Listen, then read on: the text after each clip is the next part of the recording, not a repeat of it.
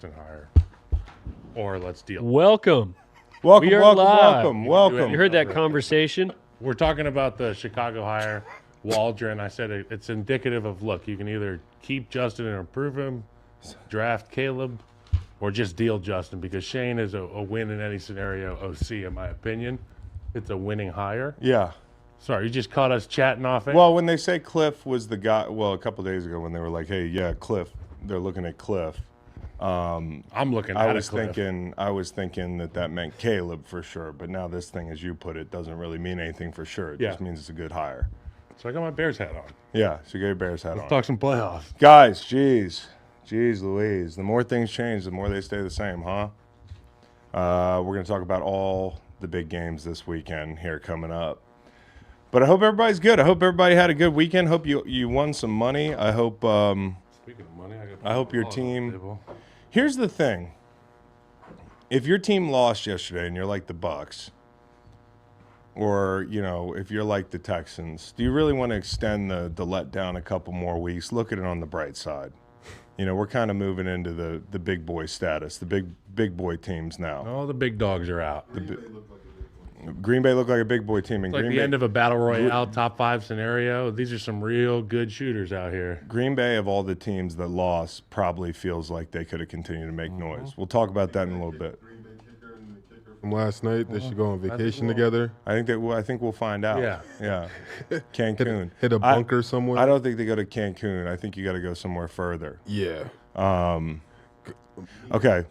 Yeah. I got America's teams. Yeah. Should we get started? Go ahead. Yeah. Okay. Let me pull up my cellular device in which I wrote this stuff. My computer, the Tank Dell, is also on IR. Mm-hmm. It's at the Dell Service Center. Number 1, America's team, Kansas City Chiefs. 6 straight AFC championship games. They went to Highmark. They handled business. It's hard not to root for. It's like, kids all over the world, they root for Steph Curry because, man, he can just shoot that ball. And Patrick Mahomes, he can just play that football like nobody's business. I'll say number 1 team, America's team, the team that was written off this season at multiple stops. You were laughed off the stage at your job. Yeah. For even. I'm going to go to Inside the NFL this week, and I'm going to be like, hey, we still have that. We still have that, right? Yeah. We still have that. That tape wasn't burnt yet, right? Okay, so they said they put it on my upcoming talent Emmy reel, and I was like, oh, fuck. That's good. They better win. That's good. Number 2, the smell Kelce. That, Kyle? Yeah. Do you smell that, Adam Stein? Mm-hmm. That's an Emmy. That's an Emmy. Number 2, Jason and Kelce. Yep, That's the Kelces are my number 2 America's team. I thought, if you want to see, everybody was talking about Jason Kelce, but if you look in the background, behind every boisterous, hairy, drunken, amazing leader is a wonderful woman. And there's Kylie back there enjoying the moment. You can see that soft smile on her face saying, there's my man. There goes right one there. of my mentions. Yeah. There's my man. Yeah.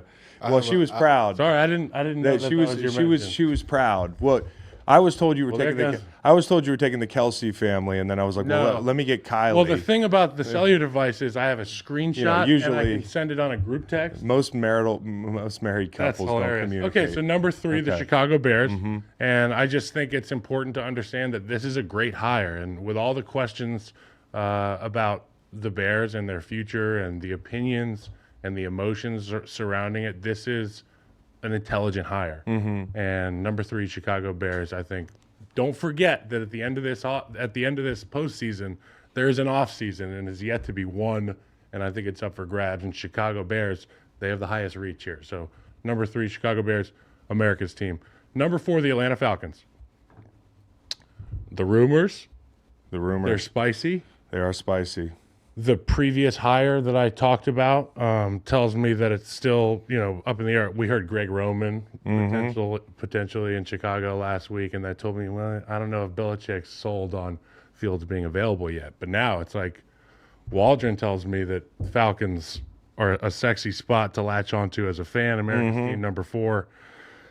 You got pieces down there. Number 5, it's important to have a great quarterback with enormous upside. And there's a reason that people tuned in last night to that football game. Yeah.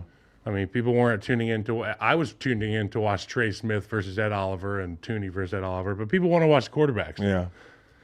And number 5 is Patrick Mahomes He's a team. because he is a team. He is a and team. He may not be 11 men, but he will beat 11 men numerous times. Mm-hmm. So 11 number 5, times. Patrick Mahomes. That's what it feels like now. Is he the best ever?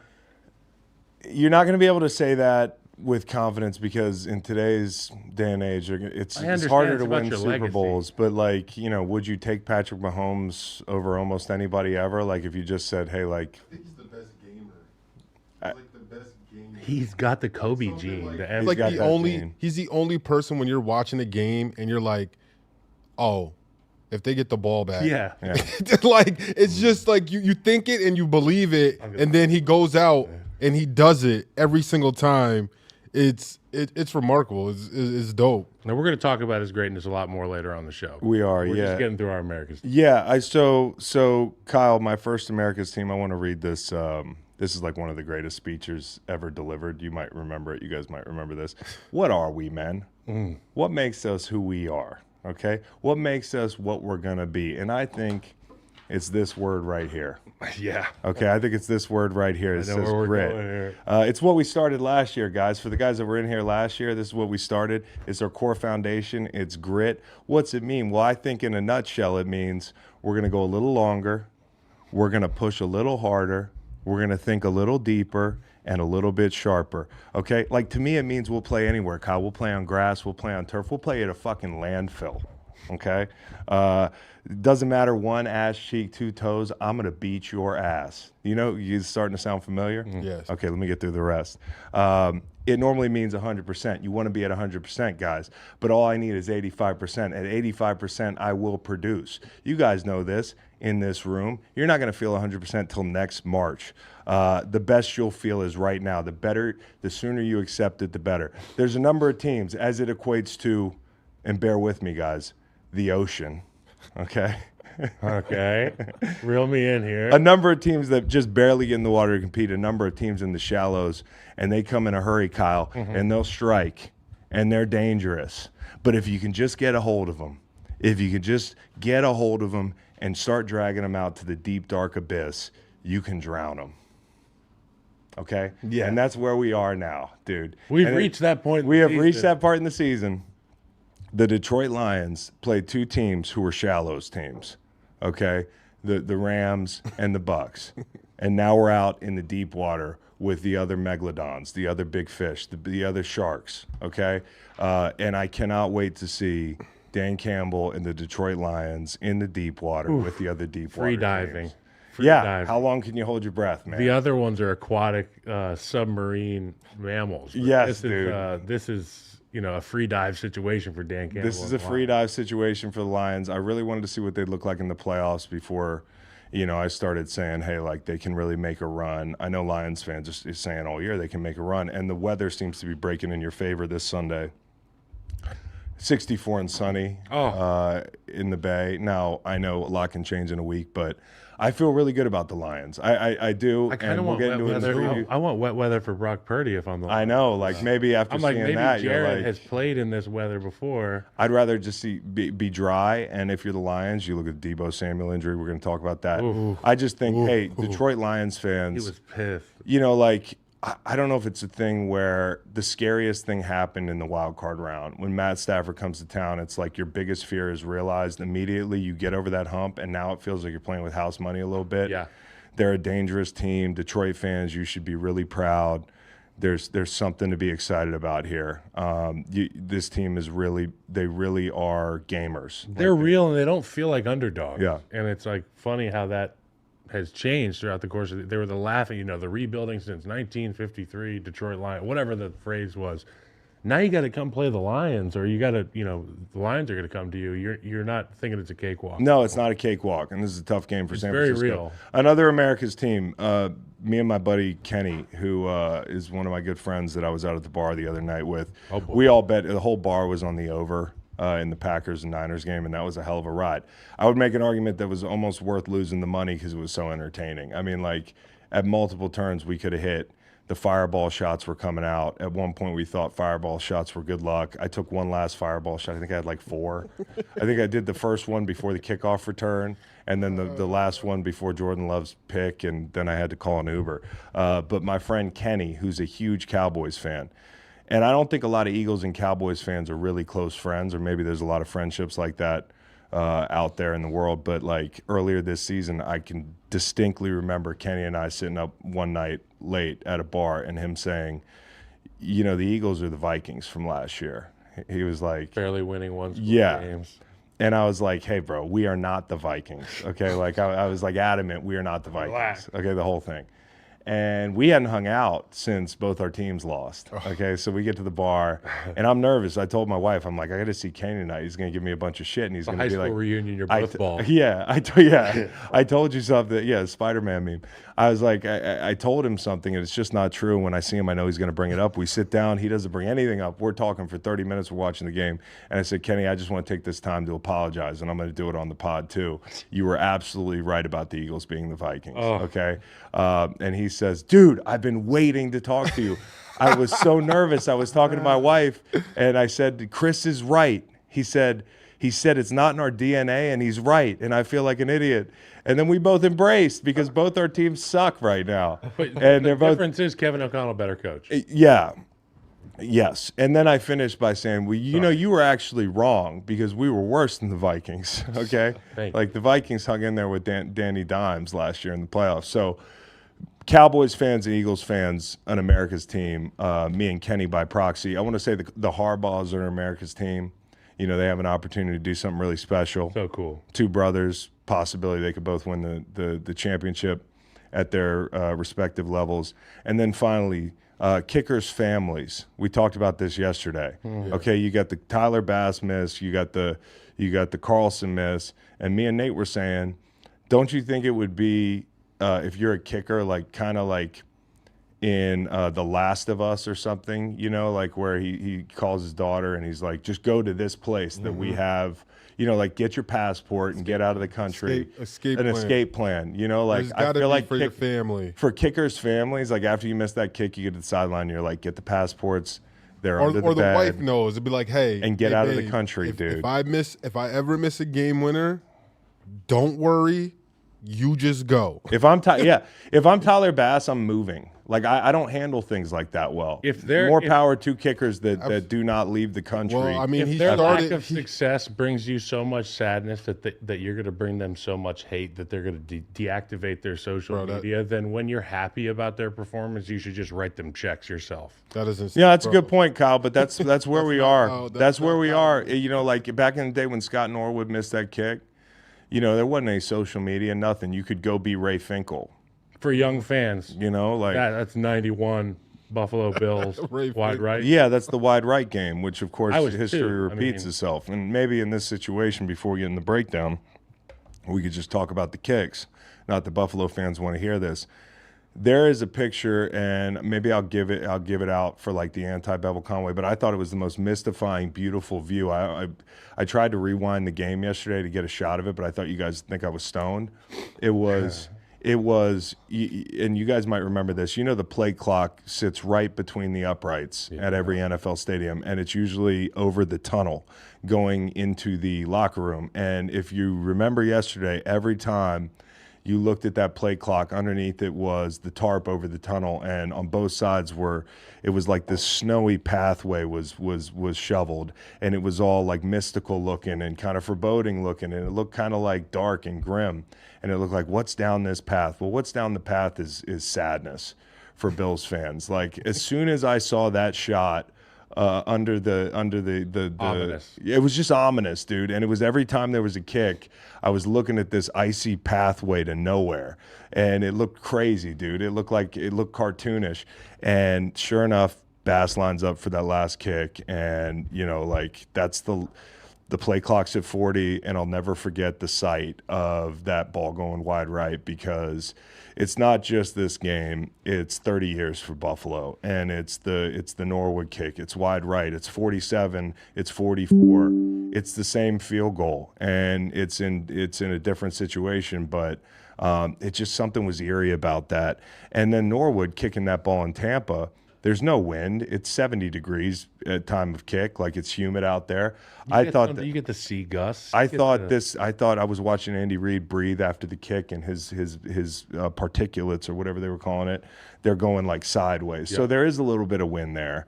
Wind shear action. There's a little bit of wind shear, and like I want to. Which we hate, wind shears. I don't want to pile on kickers because I know it's a hard job, but it's your only fucking job. The guy in Green Bay's pretty happy. Yeah, the guy in Green Bay is like, happy yes, because Tyler Bass got the distraction. fucking.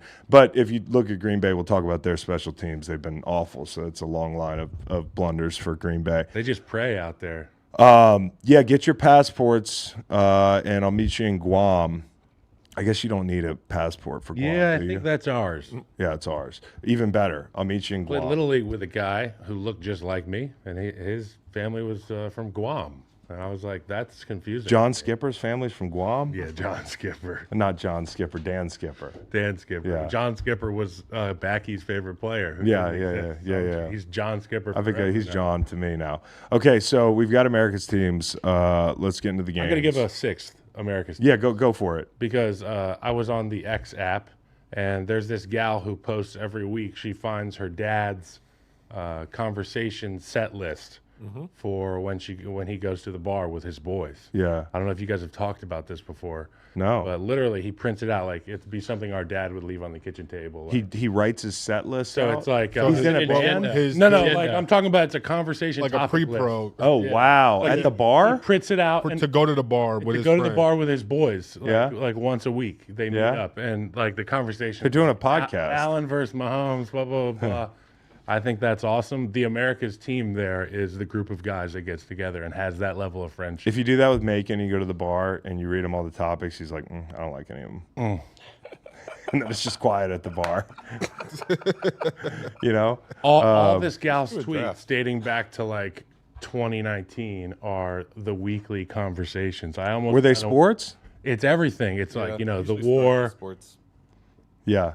the market, Emerging markets. everything. For us, it was just the over. Yeah. Guys are the guttural screams. There's a after couple first that's like down. stinky line, question mark. All right. So one thing to add to your America's teams, I texted Kelce last night. I told Rich Eisen this because I was like, usually you don't text people that that are on TV, but I was like, in this situation, I just had to be like, dude, getting the nipple in there, that's 10 out of 10. And he texted back, it is really hot in this box. And I didn't want to press him, but I kind of wonder, like, do you just run hot, Jason? Because everybody else in Yeah, that box it's is bundled bundled up. It was great to see him having fun. Another thing is, you brought up the Kelce's. Like, I think a lot of people look at Jason doing that who don't know Jason and say, yeah, the guy's retired. But that's not necessarily That's the how he case. is That's when he's exactly how he is, dude. That's exactly how he is. He's a shirtless, drunk disaster in a great way.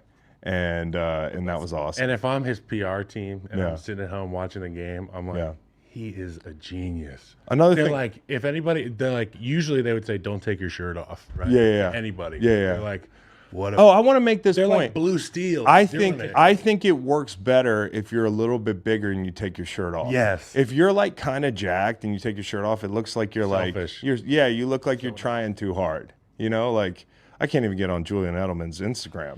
Yesterday he's got a hot tub video of That's what him. the guy at the Bass Pro Shops him, who went Gronk, swimming and- nude and thought. Dola. He's It's like, they'll give me credit. Yeah, exactly. A lot of credit. Yeah, a lot of credit. I barely have a dick. Like, Yeah. like people are I'm a hero. Roll the red carpet out.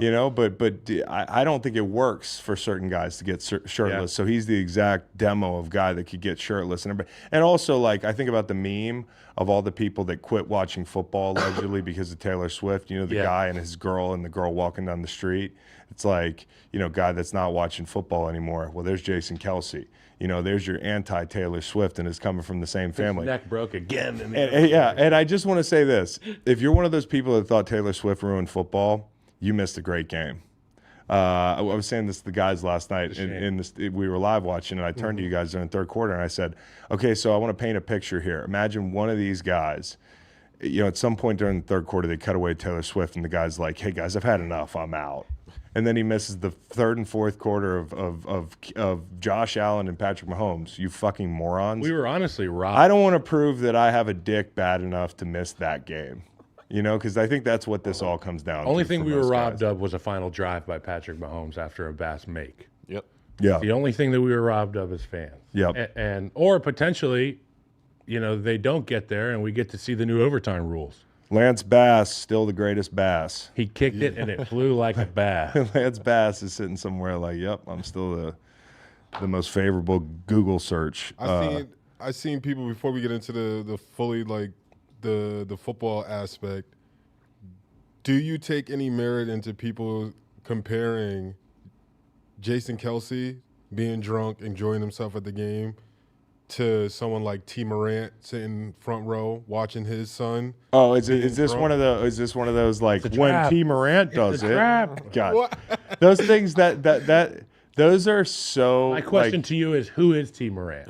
That's John Morant's dad. And my Is he question playing? and my What do you mean? he's Right not now? on the Because court. Jason Kelce is He's the a first football team player. All-Pro. Yeah, so he can kind of take his That shirt just off. got eliminated That's a good last point. week. He can That's kind of going do to whatever. watch his But also, future Hall of So Fame his brother dad. play. So his dad. I'm just saying. How many They times get mad you haven't at seen him. John but who Kelce gets mad at drunk? T. Morant? The media. The No, they media don't. does. No, they The don't. Yes, they This do. is a straw First man. off, I Yes, didn't they even do. They know. say It's they a straw should- man. I he didn't should- even know who this guy was. I know his last name, obviously. I don't know Morant. his relation. But that to him. doesn't. But what does that mean? Why do Because they? he's not a hold player on. in the league. He's Hold on. enjoying himself at a playoff. These are game, fun right? though. These are fun. Let me get down to the crux of it. Is anybody in this room mad at T. Morant? I'm not mad at T. Morant. Okay, and is the person asking that question mad at T. Morant?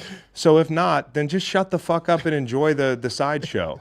Because like if you got no problem with T. Morant, then you shouldn't have any problem with Jason. Speaking and if of you got no Morant- problem with Jason, you probably don't have a problem with T. Morant. If you don't have a problem with Taylor Swift, you're just watching the fucking game, which is a novel concept. Just watch the fucking game. It's like when people were kneeling. Oh, kneeling has ruined football.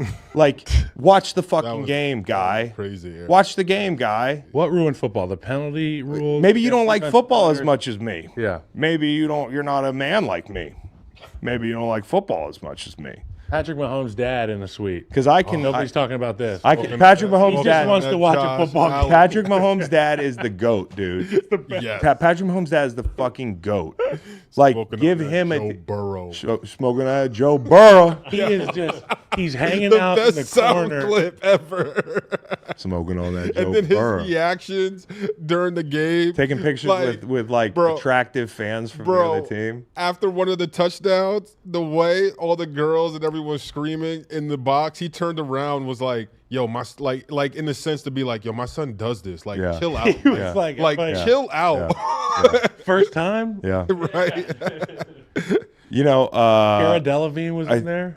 was Wild. she? Who? Yeah. Who? Was she? Who's that that? used Who's to that? be your crush. I Who's loved that? Cara Yeah, Delevingne yeah. back Talking in about the who's day. that? Yeah. When I was like 21. She's an actress. Yeah. She's in Suicide Squad. Oh, haven't seen it. the I fell out of love with clown? Cara in like 2010. Oh no. Is she a clown in Suicide? That's like She's what probably a character- clown. They're all clowns in that movie. She's a whatever clown. that character is. Suicide Squad is basically a bunch of Bozo. clowns that, Robbers. that are on drugs. All right, you guys. What do you want? Whatever you're looking for. You want to do this? What? You had that? Like, I want to do this ad read. No, I'm okay. looking around like, what's next? Whatever you're looking forward to this football season, there's one thing that pairs well with every great moment: an ice cold Miller Lite. Whether you're at the stadium playing fantasy football or watching the game at home or the bar, Miller Lite is here to make your football season taste like Miller time. From kickoff till the clock runs out, you can't go wrong with a Miller Lite in your hand. Bless you, Kyle. It's the only light beer with a taste worthy of our national obsession. Because what's the point of having beer if it doesn't taste like, well, beer? It's got only 96 calories and 3.2 carbs per 12-ounce serving with a smooth taste and a crisp, clean finish. You get the taste you crave without the calories. So this season, crack open a light beer that hits your taste buds so hard you feel it in your heart. Make it Miller time all season long. Get Miller Lite delivered right to your door. Visit MillerLite.com/greenlight, or you can find it pretty much anywhere that sells beer. Celebrate responsibly. Miller Brewing Company, Milwaukee, Wisconsin. 96 calories and 3.2 carbs for 12 ounces. And shout out Danae. Who's going to be here this week? Yep, hanging out she's watching going to be here. Conference wait. championships. Can't wait. Can't wait to check in on what you guys are This is doing. on Sunday. Yes. Yeah. So Both games. I might be at the Baltimore game. Both. Oh, I don't know if you guys caught I'd love to I don't know if you FaceTime. guys caught the Andy Reid press conference after the game, but his first words were, "Ladies and gentlemen, we got him." Did he really say that? Yeah. Talking about Sean McDermott. Are you kidding? He did not say that. Yeah. He really did? Yep. They said they did. they buried him at Nolan, sea. I trust Nolan more than They you. buried him at sea. I could see Andy saying, I could totally see Big Red getting up to the podium with that. I wanted to tweet that so with that bad smirk last on his night. face. Kept refreshing it. Do you think I should tweet it? Oh, now, yes. Yeah, ladies and gentlemen, we Ladies got and him. gentlemen, You know? got him. Yeah. We got him. I kind of like Who's up? saved it for the live show. That was good. Yeah. Who's up? You know, like most hijacking plans you don't even hear about. Stop. So good on the Chiefs. National security is always. Chris, next. All right. I just get 1 year of fucking making fun of Sean McDermott's pregame speech. It's say fucking something fair, asinine, dude. you get made fun If of. you say things like that, I get at least to the end of the playoffs. I don't say bad things about people that say things like that. No, you don't. Just don't know what's up their sleeve. Yeah, you really don't. And he's a wrestler? You really don't. You don't know what. Yeah. Okay. Anyways. He's a wrestler. I'm afraid of him just off that. I got respect for Sean McDermott. We can start the show this way. I think a lot of people are gonna talk about firing Sean McDermott. I actually think they overachieved this year. Like initially last year, I looked at last night I looked at everybody when the game ended, and I was like, is McDermott gone? And guys are like, but I also think Andy Reid got up there after the game, and he did not say, "Ladies and gentlemen, we got him." God, it would have been What cool. in his State Farm voice? How about them nuggies? Yeah. Why don't you explain it again to me with those nuggies? You know, he looks at nuggies like Rex Ryan looks at toes. Nuggies. That's wild. That's a Every time I see wild him on analogy. TV, I'm like, he is a. Well, Rex has been like kind of out in the I know. open about He's that a thing, which freak. good for him. Some people like weird Yeah. shit, you know. No Some kink- people no like kink shaming. Don't kink shame Yeah, people. can't kink You know, shame. there's a lot worse 2024. kinks than that. I like that phrase. Don't kink shame. You know, you ever 2 girls 1 cup? I'll You give remember use that? as it pertains. You know what's to crazy offensive about that? Somebody's into that. You remember that? Yeah. You know it was all fake? That was ice cream? What? Oh yeah. Okay, well, good to know. Okay, What? so a little bit of 2 girls 1 cup, Great, a I little can bit of watch it 2 now. elite AFC teams, 1 chance at the AFC Championship. Okay, let me What are we starting with? let me Bill. let me steer this boat or plane back on course here. Oh. Sean McDermott, I don't think he should be. I don't think he should be fired necessarily. Listen, the fake punt. I don't know the mechanics of that situation. I just know that sometimes when you have an Somebody made a automatic check. but you have automatic checks as a. You don't know this. Because they No, count. I do know this, You but do know even with an automatic check, I think the coaches on the sideline can see it coming and you call a timeout. I don't know that let me that's the. explain. You're very confident in the mechanics of the Because, situation. Can I bro, if explain you the watch automatic check? watch the play, like Sure, when the have you check been on a happens, punt they team move. where- No, but I'm going to explain Okay, it in explain it. offensive terms Yeah.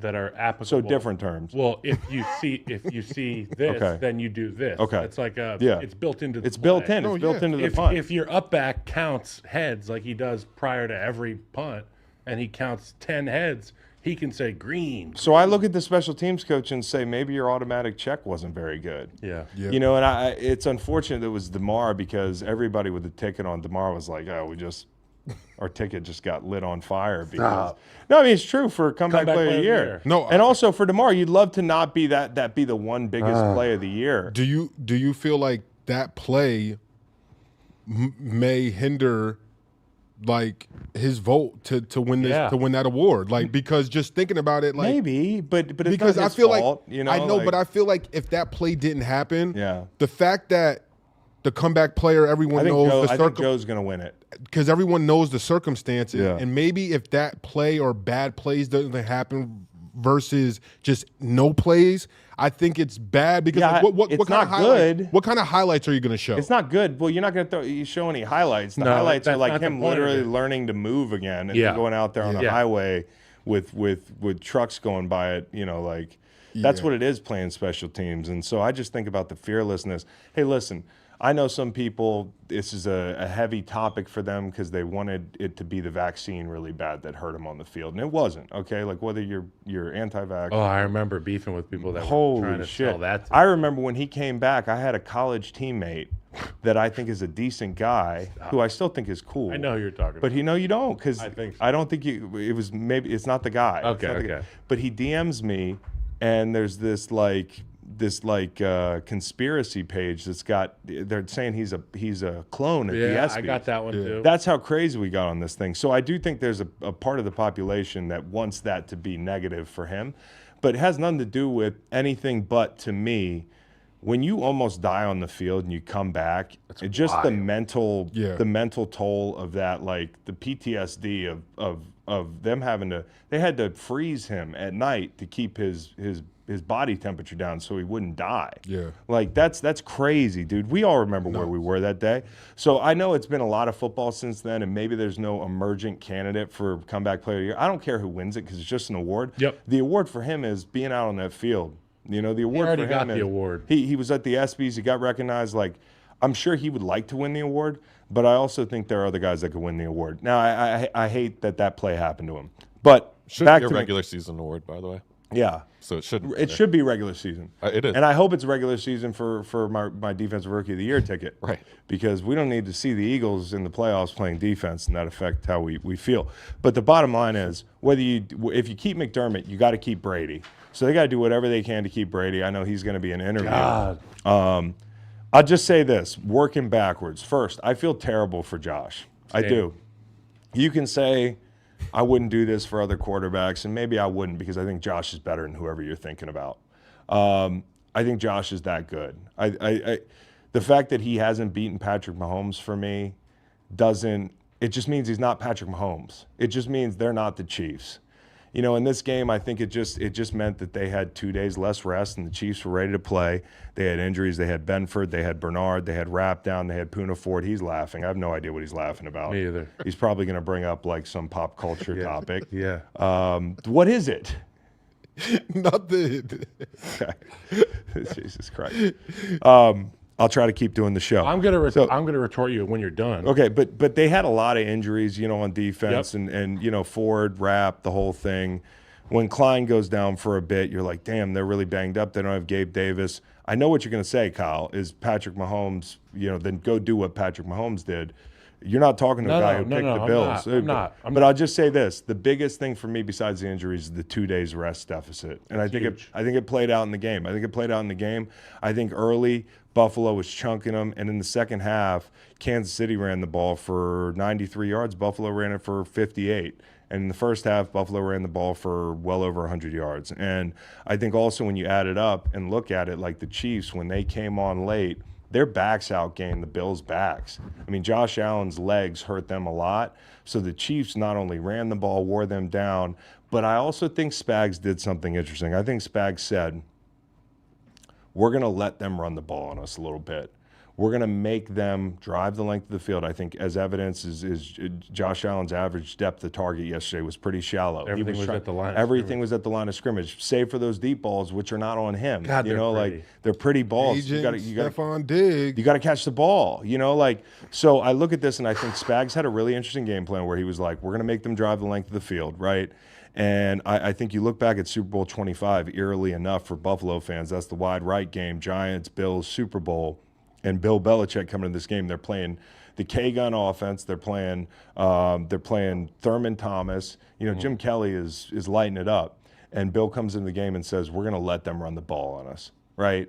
We're gonna give up yards on the ground. They're not going to beat us through the air. And that's what happened. Thurman Thomas, 130 yards in that game, whatever it was, but they won the football game. And I think that was the plan, was we're going to stay in two high structures and we're going to make them work the ball down the field, and they didn't allow explosives. Kansas City, no drives over 5 minutes. They were efficient. They were almost too efficient, and that they were barely on the field offensively. An explosive every time they scored a touchdown. They got to third down 5 times. At one point in the fourth quarter, they're 1 of 3 on third down, not a typo. And it's not like they're punting a lot. The only blemish, 2 misses in the red zone for Mahomes early in the game that made it 10-6, and that defined the game as touchdown. And that's when the game got spooky for them. But I thought overall Kansas City's offense looked great. It was relative to, it was class. to what we know. It was class from Andy Reid, from Matt Nagy, Yeah. from Patrick Mahomes. That whole game plan looked awesome. And to your point, at the beginning of the game, when I saw those 2 passes sail and he had guys open, not just any guys, TK87 out there in the corner of the end zone, I'd love to see him get a better ball there. But Patrick Mahomes, being Patrick Mahomes throughout the course of the game, was awesome. But for the Bills, you have to think, if you get those 2 opportunities, 7 that turns into 3 early. Yeah.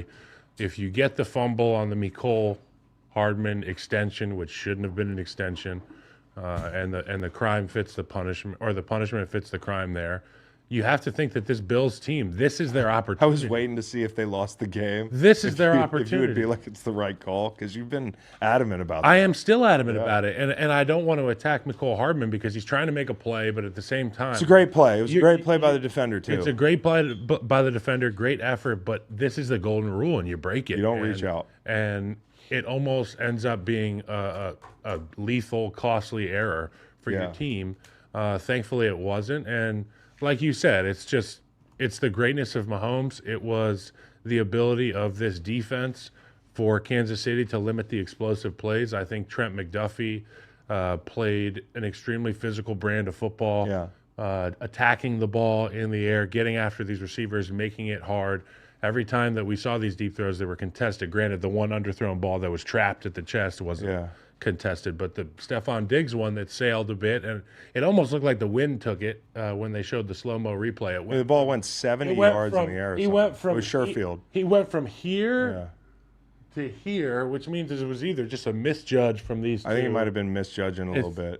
And that's unfortunate, and it's indicative of how close this Bills team historically and in recent years is to winning the Super Bowl, getting to the Super Bowl. And that kills you because you look at Brady and Manning and you look back at some of their games because you're starting to feel like this is a Brady Manning thing. But Manning won, I think, the 3rd postseason game against Brady, if I'm not mistaken. I don't like I don't like that because it's too lazy. It's too reductive. Lazy, reductive, What is whatever. reductive? Reductive means Reducing it's like it down you're to they reducing play it down to quarterback? something really like you're trying to draw some big conclusion They from play some quarterback. arbitrary thing. They play quarterback, and you know what? Also in some of these games, they weren't high-scoring games, all of them. So if you're measuring off quarterbacks, you know, like one team wins 24-14, like every game that they've played, Josh has kept the Bills in it. You know, whether it's overtime, whether it's this game. Now, he missed that ball in the end zone, but I do think that's huge. We always talk about Chris Jones getting out on the edge, like to put him out on the edge in that situation, And to knowing put a that they were body going to in take a Josh's shot, lap. right? Because if you're the Bills in that situation, I was on Rich Eisen's this morning. He was kind of like, why are the Bills in a rush? Don't you want to run it down to nothing? And I'm like, yeah, but you also need to score. You need to, if you can, you need to score a touchdown because you want to guard against the field goal in Patrick Mahomes. So I understand them taking some shots. I really do. And that shot was there if they could have just protected a little longer. And I feel bad for Josh because he did just about everything he could have done. You could say if you're the Bills, hey, we missed 2 deep balls. We missed in the red zone. We missed that field goal, obviously.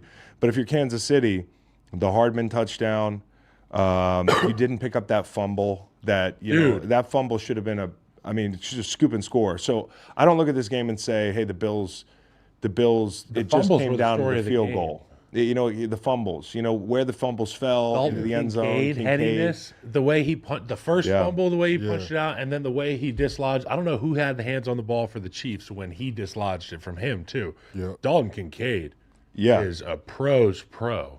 But I just want to say this, man, like the Josh thing, because there's a lot of people that don't like Josh or they prop up their favorite quarterback and they use Josh as a counterexample. This guy is damn close to as good as it gets. Okay, like you can point to a bunch of, like bad plays or picks or that sort of thing. The ceiling on what he gives you when a play breaks down, his arm talent, his toughness. Like this dude took a shot from, I think, Nick Bolton yesterday, and I've never seen him get up slow. I mean, I don't think and at some point maybe one year it starts falling apart, but I'll never forget. I think about Derrick Henry. I think about Cam Newton. I think about players like that you're like, how much punishment can they take? And for Derrick Henry, a running back, you look at him late in his career and that long run he broke off late in the season this year, and you're like, he can still run. Yeah. Jesus. And Cam broke down as time went on. But Josh has not shown those signs. And if you're a Bills fan and you're saying, like, who's the problem here? Why don't we have a ring? Well, there's a lot of teams that don't have a ring right now in the past 5-7 years who have good quarterbacks and the whole thing. The last thing I'm looking at in Buffalo and saying we need to switch something is the quarterback. So we can get in these like these first take kind of talking point conversations after the season. They don't apply to this quarterback or Patrick Mahomes or Joe Burrow. Quarterback. It's good enough. It's great enough. It's great enough. They just couldn't win the game because Kansas City, in my opinion, was a little bit more ready to play, and the injuries were too much. You know, Kansas City lost Willie Gay at one point in the game. That could be huge next week. They need to get him back. They're down to safety. Yeah, They're down. I don't know. We'll see. Are we going to look ahead? We can look ahead at the end. We'll look ahead at the end of this. Save what I have for that. But I just think ultimately the missed opportunities for the Bills and Spags and that game plan of saying, hey, we are not going to let them beat us with a big play. And that offense, man, last week I thought it was because last week they had time, you know, playing Miami and being down some edge guys. I thought this week it was just the guys making plays, man. It really looked – the scary thing about the Chiefs, for a lot of people, I think, you can look at the – MVS can catch now? MVS catching the ball. The point is, teams like this, you can't underestimate the fact that when they get in the postseason, they know how to play, and they play 10% better.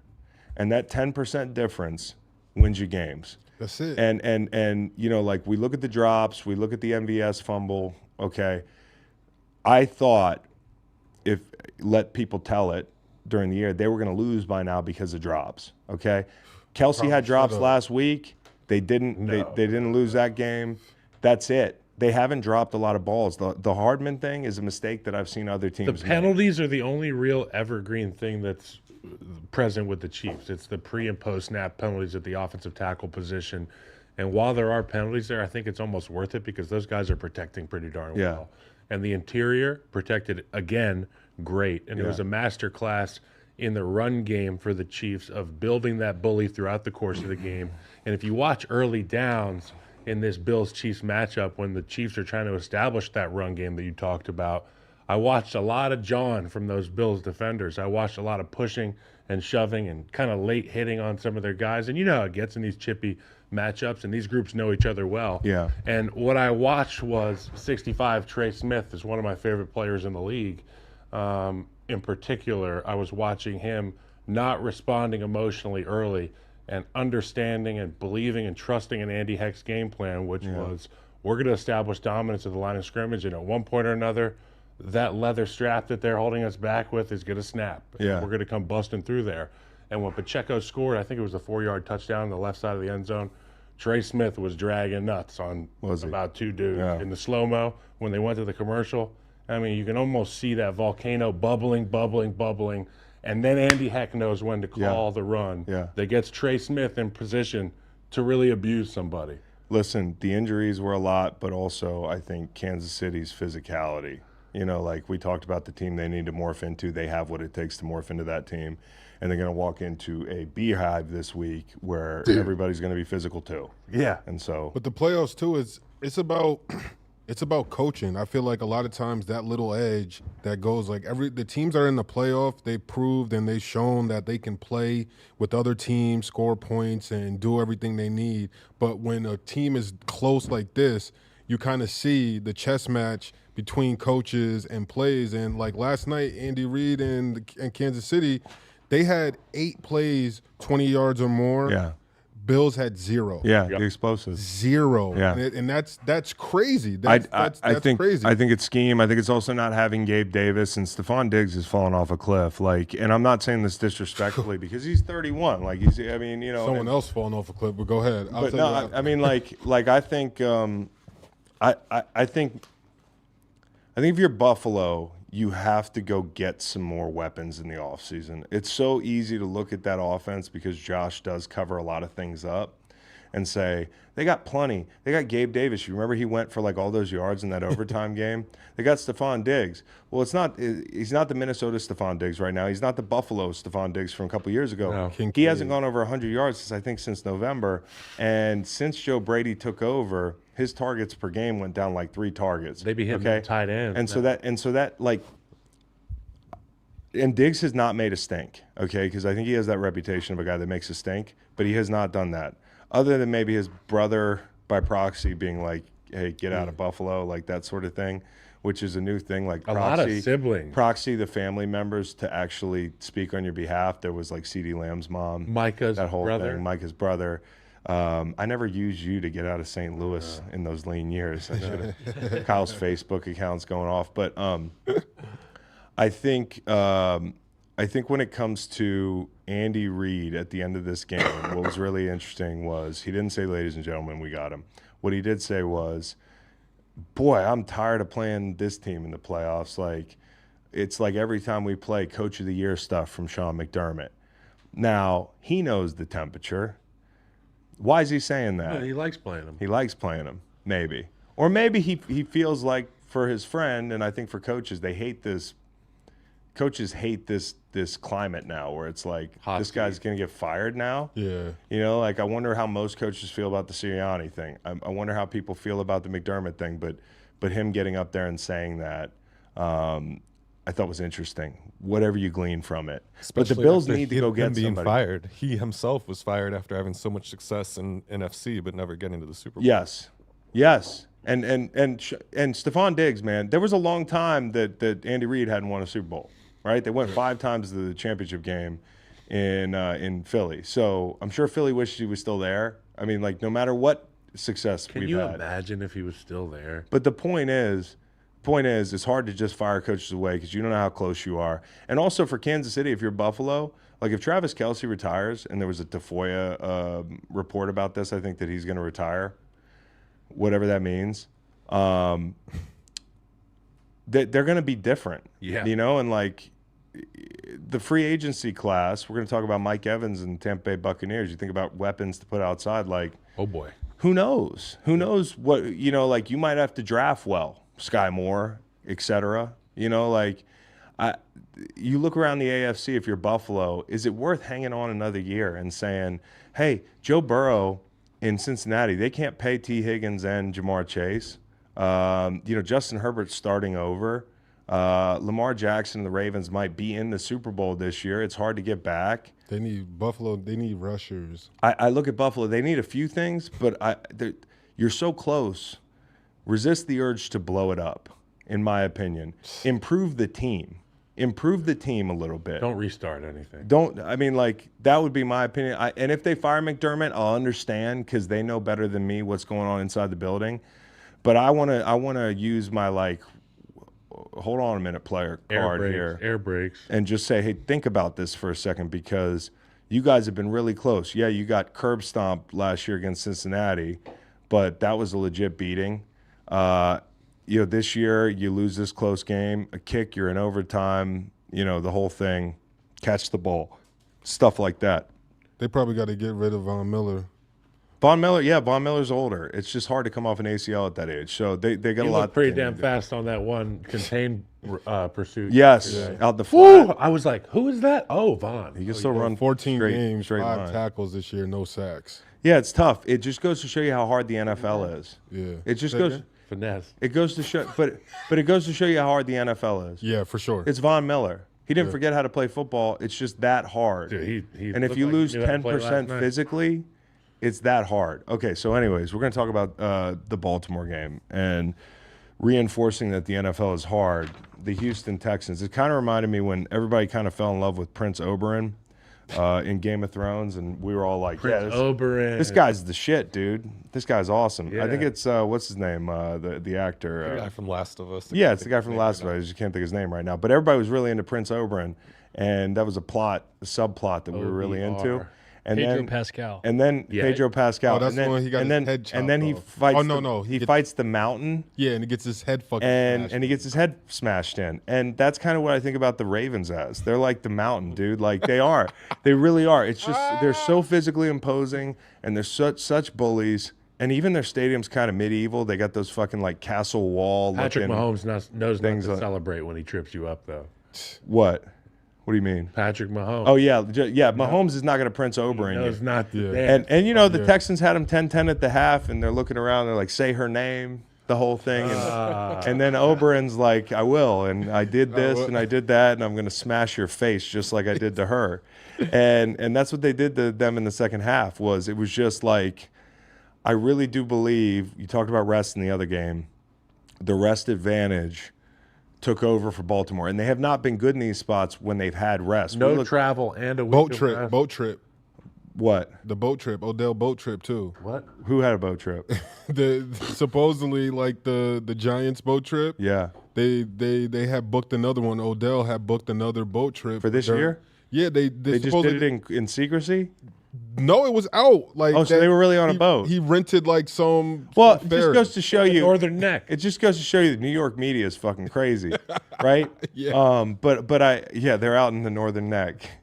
But I look at this and say, hey, they not only had the bye week, which they've struggled with, and like Lamar struggled with it. He struggled covering big lines at home as a favorite in the playoffs. These games have gone under. You know, like you thought they might sputter, and they did for the first half. And I just say this about Houston. Houston was not afraid of them in the first matchup. We said coming in, they've got to bring pressure, especially on third down. They did that in the first matchup in the first half and kept it tight. They did that in the first half this game, and then in the second half, they just made great adjustments and they stayed on the field. Baltimore kept the defense on the field 2-1 for Houston, and they just wore down, man. But in that first half, I'll tip my cap to Houston. We're not playing for participation trophies here, but that team has been playing in a playoff setting for the better part of 6 weeks. And I think eventually when you're playing in the playoffs that long, whether they're called playoff games or not, teams can run out of gas. Yeah. You look at Buffalo. Look at the amazing run Buffalo had, beating Philly, damn near beating Philly in the rain. Going to Kansas City and winning there, beating Miami with the division on the line. Like everything they've done, Pittsburgh, in the weather, the whole thing, it's just after a while, it's like you're going to lose one. And Houston, playing the better team, I think they ran out of gas, and I think the Ravens had a little bit left in the tank, and they're like the mountain anyway, so they just suffocated these guys in the second half. Slowick's not his best day, right? We talk about some coordinators who are interviewing, and you look at them kind of sideways. I did this yesterday. I tweeted about it, and the New York Post picked it up and was like, Chris Long calls out coordinators. I hate that fucking term. I tweeted that, Detroit had 2 coordinators interviewing, and all these guys are interviewing. And yeah, the interviews start after this weekend, but you don't think they're preparing for this stuff? I've heard about the preparation that goes into these. And I'm not saying that's why Slowick wasn't his best or CJ wasn't his best. Certainly not. But what I am saying, in general, on a macro level, I don't know what the fix is, but can you imagine if a player was like, I'm a free agent next year, I can talk to whoever I want during the divisional round, after the divisional round. Fans would not go for it, okay? And I had some people say, well, they kind of, these jobs kind of pay well. You don't want to let them get paid. I'm like, you're missing the fucking point. The point is, you would not be okay with this if it was anybody else, and maybe scheduling there's a issue. better way to do it. But the problem is, teams get jumps on them. So then if you got to wait a while to hire your coach, the teams that are not in the playoffs can hire their coach, obviously, and they're also starting to build their team and that sort of thing. And so if your guys wait until the NFC Championship or after that, it kind of gets out of phase. Slowick didn't have his best day. Stroud didn't have his best day. The pressure. I mean, he was under pressure the whole game. And if there's any, participation trophy you want from this thing, if you're a Texans fan, I don't think there's anything I saw in this game that tells me CJ Stroud's not going to be okay. Yeah, 100%. You walk into this stadium with only Nico Collins and Dalton Schultz, and this is a team. Don't forget, at the beginning of the season, we said they're not very good. Look around. We didn't know who Tank Dell was, even though Tank Dell came on. You look at the roster, you're like, They found a way to get in the playoffs, and they were tied 10-10 with the Ravens at the end of the first half. They made them bleed. They made them bleed. They're like Oberyn.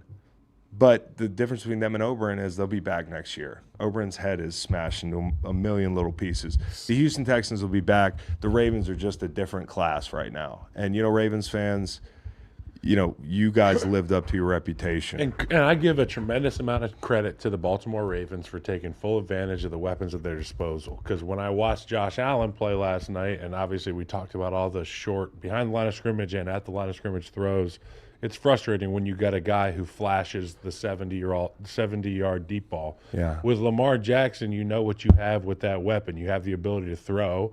And just like when you're playing Madden, you can hit right trigger and take off whenever you feel like it with conviction.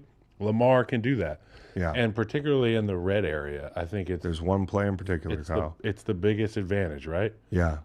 It's having the ball in his hands with the ability to either throw it or run it. I think the biggest crime, if you're a coordinator in Baltimore, if you're the offensive coordinator in Baltimore, is handing the ball off to somebody else in the low red area and having Lamar watch the play, because then it's 10 versus 11.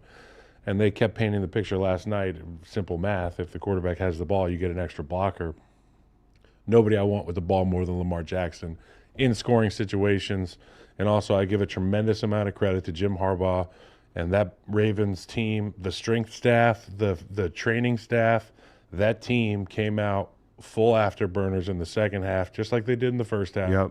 And they kept their foot on the throttle, as every coach has told us. And they just trusted in their football team. And that's what happened. They went out there and they kicked ass in the second half. Big trust. Well, listen, they did, and I also think the Texans had opportunities early. I don't know that they would have been able to stay on top, but they had penalties in plus territory. That Fairbairn miss was my favorite missed kick of the year. I had not that somebody's going to tell me we don't care about your bets. Well, I don't care about your opinion. At the beginning of the first half, I bet the under 21.5, and it's sitting at 20. And Fairbairn gets down there, and that miss, it was like ecstasy in here. The dopamine rush that Fairbairn gave me was incredible. It was worth the game in general. Of course, the total landed on the push, but I can't say enough about the Ravens' resolve and their toughness. They're just built the right way. They have the right kind of guys to make a run. And now you've got Lamar and Mahomes in the playoffs, which something we haven't seen enough of, right?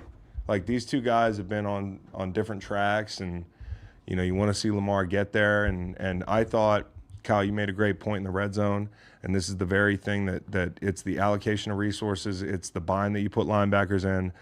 There was a big third down early in this game, and in the red zone, and I think Lamar scrambled to pick it up and then maybe the touchdown. But they're sitting there, and they're in zone underneath, and they have a flat wall built at the sticks, and Bateman comes screaming by, and Harris is in like a zone match. And, parts like the Red Sea, and Lamar can see that Harris is going to pick up Bateman, and he's going to drag across the formation, and maybe he should be passing that, but these are issues that every team has and feels when they play Lamar at linebacker. And so whether he's hurting you with his arm or his legs, it's all built in. There's layers to everything they do, where he can take this. If it's not there, I'm going to take that. Oh, fuck, the third thing can hurt you almost as bad as anything. And so, just a terrific job, Baltimore, taking care of business and getting punched in the mouth and then responding. That's a well-coached football team. Good coach football They're well team. prepared, and that's what scares me the most, because I think the advantage that Kansas City has in any matchup that they play in is the experience, the calm nature in extremely tense and volatile situations. And I think that with Lamar Jackson and with Jim Harbaugh, and potentially, are we going to get Andrews back?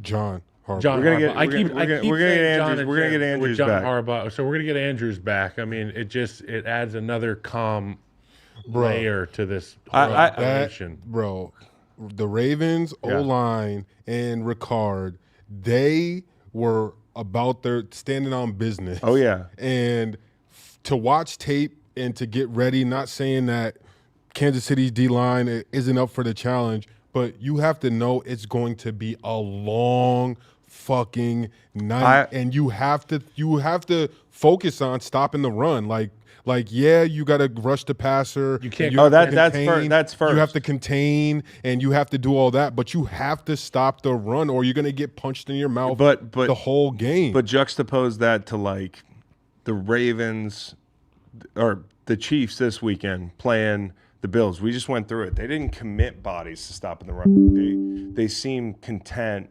saying, hey, we're going to bleed a little bit here. I don't think that this week it's the same thing. I think this week you have to stop the run, to your point. And then I also think, the Ravens are looking at the run game. They're looking at the Chiefs and saying, hey, where can we get yards on the ground? And I think Spags is looking at bringing pressure and saying, how did Houston disrupt them so badly in the first half with inferior players to what we have? Because we believe with the Sneeds, the McDuffies, the Boltons, maybe the Willie Gays, the Chris Jones, like we have more dudes, right? Yeah. So if they can pressure them, I think I can too. And it's about setting the edge. Like you're playing against, like, I don't think they're setting the edge well enough. And when you're playing against someone like Lamar who can hold on to that ball and extend plays, that's going to be huge this weekend. So, like, I'm excited actually to see that battle in the trenches up front, because the Ravens, they really, as much as I like the Texans have studs on their D-line, but like the interior, like Rankins and some of those guys, some plays, they looked real bad. And it's one of those things, like you said, like they're not big. Maybe, they're beat up. That also was, they looked physically like that's what we talked about. I was concerned about the Texans holding up because of how physical and where physically Big Mo is big. Mm-hmm. Morgan Moses is a big dude. And Christian Harris deserves props. Christian Harris made some great plays tackling the open field. Like, we had to mention him. I mean, they really fought their asses off. They are an all-fight unit, but the two teams playing this weekend, heavyweights, and just like we said in the Bills game coming in, I said this game's going to be less about the flash and flare outside as it is about who runs the ball. Mm-hmm. And ultimately, Kansas City being able to run the ball, that's another thing. Are they going to be able to run the ball on these guys? What's up with McKinnon? Is there any shot they get McKinnon back? McKinnon had hernia surgery. Rice yesterday. Rasheed Rice, like he didn't get the ball as much as I think. But he was dinged. He was dinged a little bit. It was knee. I think they're going to have to, at some point, maybe they're waiting for it. They're going to have to implement like Patrick Mahomes and like more, maybe like some read options. I think they don't use him enough. Like, the fact that he's a decoy, obviously, like of pulling. But I think he needs to maybe have some pre-scripted like pulls, like maybe 2 or 3 QB power, like draw. Yeah, it'll just like slow the defense up one more step. I think what slows them up, keep these guys out of man. Mm-hmm. If they get into man, break their backs. Because Patrick Mahomes, like I said, somebody asked me what he runs a 40 in. I said probably a 4.9. You just say fast enough. But he's an athlete. I mean, and knows he's got that 3-dimensional ability to see the field. Like last night when he's fucking with Rasul Douglas in the flat. Yeah. You know what? It's like I can't even make a decision on how I want to defend him. You know, one of the biggest signs that you could tell he's an athlete, bro, how effortlessly he was dodging snowballs like last minute. How about the snowball almost hit the guy in the field of play? But that's been happening these past weeks. I know. It's crazy. One more. Go ahead. So going back to the matchup with the Chiefs versus Lamar, and bringing pressures, and obviously Spags can get exotic and he likes to press the button. I'd rather pressure Lamar than Josh. Here's what I'm thinking as a rush plan, and I got 2 D linemen in here that can answer this question. First, for you, I understand that there's quarterback spy defenses with the Mike linebacker or maybe your Will, and they're going to stay. Like we saw Willie Gay running with Josh Allen and mirroring his every move.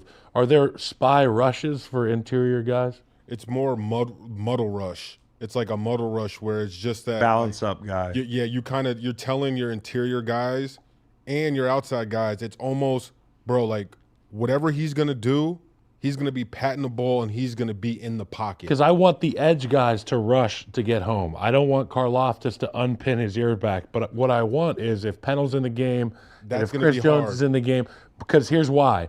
If I'm going to waste a rusher, if I'm going to add a free rusher versus Lamar Jackson, I'm going to want to add Nick Bolton.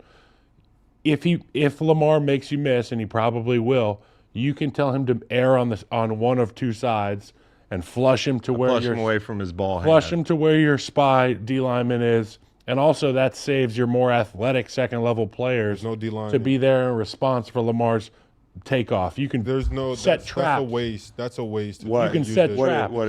It's a waste to try to use an interior. No, on a D-lineman. 3rd and 12, on a 3rd and 8, I think you can add a pressure from the not second here- level. Here's another wrinkle.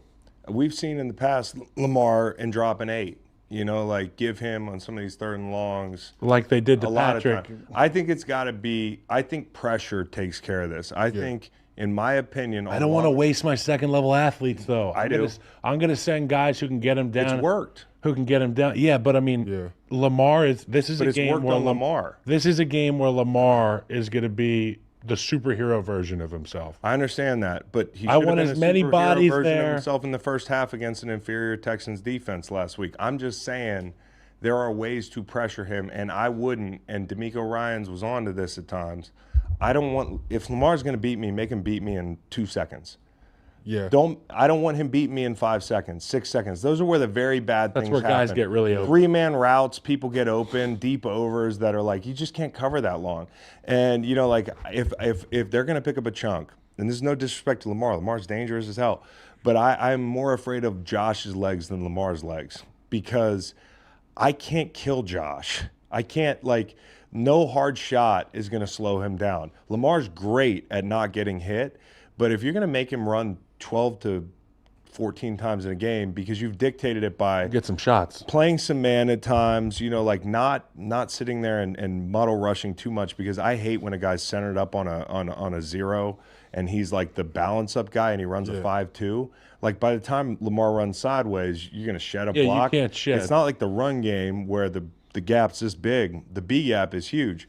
I think the left end has to rush with power. I think the left end has to be Karlaftis can rush with power. Dana and those guys, they can rush with power inside. They're athletic enough. Dana's going to be a big the one. other end. The story is Loopers dictating dictating him rolling away from his ball maybe side. a couple of times trying to force and get that backside sack and have that end Yep. come extra wide and have that tackle feel like you're pushing them by. You got to set Mix traps, in a though, spy. right? Yeah. Mix in a spy. You talk gotta about set setting a traps. trap. Give him 4-man, and then all of a sudden, you know, it looks like Willie's dropping into the hook. Show him curl the cheese, zone, take it and- away. But to your answer too, Kyle, like the biggest, like another big factor is for guys to kind of know, like, hey, Lamar is going to make a few big plays, like with his feet.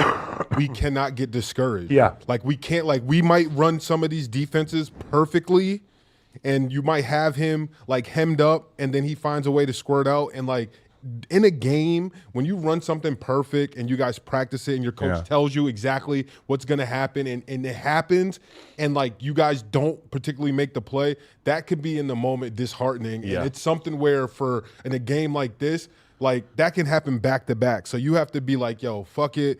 We're going to get him. We're going to get the sack next time. I got to speed him up, though. This is a team that's been down on the road in the playoffs. So, I mean, what was it, 24-0 in Houston? Yeah, they're a little. Yeah, your point taken. I just think the biggest thing is make Lamar. If Lamar's going to see zero coverage, he's going to ID the blitz. By the way, Kansas City, one of the best disguised groups in the league, if not the best. Okay, San Francisco is pretty good with disguises too. You know, you look at some of the stuff they did the other day, but like, Kansas City, you know he brings pressure and you know he's good at disguising. I just think if you're going to get beat by Lamar, make him throw that ball outside the numbers for 40 yards. Dare him to do it. Yeah. I know he can, but I'm just telling you, I know Ravens fans think everything's hate. You guys have become like the biggest It's like no matter how people are much you hating love on it. Lamar, you're still a hater. Bro, like we picked him for the MVP, we picked him to win the division. You know, you want me to put my hair in a ponytail for you. I'm not going to do it. I think the Ravens are as good a team as there is in the league. What we're talking about here, though, is Spags in this defense. What is the Styles make fights, bros. what's your best shot? And I think it's okay to say, hey, we want to see Lamar, but Lamar's got a cannon, but we want to see this offense hit a deep ball rather than like we're just going to sit there and pat the ball. Let's create some negatives. Houston did it. I'm concerned with. I mean, I'm just concerned with the ability for him to take off. The Bolton speed ceiling isn't very high. His recognition usually makes up for that. But when you're playing against a guy like Lamar, the margins are so razor thin. It's concerning. So you got to have some pressure generated from the scheme, and I'm excited to see what Spags does. It's going to be one of the best matchups we've potentially ever seen. Oh, it's going to be awesome. It's going to be awesome, man. These two are awesome, Patrick and Lamar. It's going to be one of those situations where last night it sucks. Again, like it sucks to bet these games because at the end of the game, I am not. You could see it on our highlight video. You know, like when you watch people like these reaction videos where we're on one side and then they see us cheering and shit, and like watch last night, like when Patrick's making those plays, I'm like, I'm gonna win some money, but it just sucks for Josh. And whoever loses this game, I'm gonna feel really badly because The same thing with two Baker and the awesome Lions quarterbacks. yesterday. I was like, Yeah, I yeah. have There's a money lot on the Lions, but it's hard to root against you anybody. can't root against Baker. All right, so let's get into the NFC. Speaking of teams that we're going to root for, I mean, as a fan, it's pretty easy to find the team you're rooting for here in the NFC. It depends. If you played in the NFC North, probably not. It'd be like me watching the Seahawks. Yep. Okay, so let's start with Green Bay and San Francisco because this was an actually really entertaining game. Moment wasn't too big for the Packers and for Jordan Love. I thought it was too big for Jordan Love. I didn't think it was. He missed a lot. I thought he made the crucial mistake at the end, and made- also there was some great plays made there by that linebacking core. I mean, it's not said enough that Dre Greenlaw is an elite. The last play Elite made player. it seem like it might have been too big for He's I don't think it was. No, that's fine. I mean, and by saying the moment's too big for him, I'm not saying that because believe me, we've been on the Love bandwagon. Like if all I'm a year. Packers fan and that happens, I kind of say, we didn't expect be- to win this game. we'll be okay. We'll be back. Which is why on yesterday's show on Tops, I was talking about the rivalries. The rivalry's back, and I'm not talking about Bears Packers. I'm talking about Packers Niners. I mean, Yeah, this is Packers, classic- Cowboys, Packers, Niners. this is That's all good classic stuff. NFC football. But I will say this: I do think at the end the moment was a little bit big for Love. Like the 3rd and 2 miss was big. The Aaron Jones 3rd and 2 miss. Obviously the I pick thought to, the Packers forgot how to tackle. Sure, there's that. The pick to Greenlaw, the 3rd and 9 where they got no answer against blitz, like that's schematic. The bad pick, even under a minute, you don't need to throw that ball.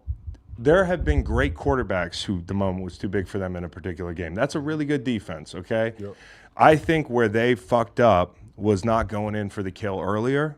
Yep. Okay, like you don't even have to rise to the occasion in that moment. If you take care of business earlier in the game, okay, like Didn't they go for it early? Like when they could? yeah, they got stuffed on a. But more here are my issues. Okay, Green Bay is up 21-17 under 8 minutes to go. They got the ball in plus territory in field goal range. Okay, you got to be thinking 6, but if not, we'll take 3. Okay, we all know what happens after that. Okay, and this year Carlson has missed either an extra point or a field goal in 10 of the last 12 games. You can think back to 2014 when the Packers busted that onside kick. You can think to 2021 in the divisional playoffs against the 49ers. They had a missed field goal before the half. They gave a big Debo return in the second half. They got a punt block with 4 minutes to go in the game. Like special teams, if you're a Packers fan, it's like a bad word. Like you don't want to hear the two words special teams, and they were all time bad in 2021, the year that they did that against the Niners at home. They brought in Bisaccia, everybody's favorite guy, one of my favorite guys. Everybody wants to see him do well. They improved, but this year they just weren't great, and it's more of the same. And yeah, they got the kick return, and you could say the special teams kept them in it, but it's another peg in a long line of like the Packers special teams are a nightmare. And to me, the biggest problem, and this is not on Jordan Love, the biggest problem is, one, I don't think they were aggressive enough with the lead. And I think part of it was the rush. I think the rush was great, and the rush was getting to Jordan a little bit. And Jordan's eyes are more check down, encouraged, rather than like, hey, we were talking about matchups outside with Ambry Thomas. We had all these shots. Didn't get to him. Didn't get to him. There was a play, I think, in the second quarter where Ambry Thomas and Fred Warner have trouble passing off a deep over, I think it was.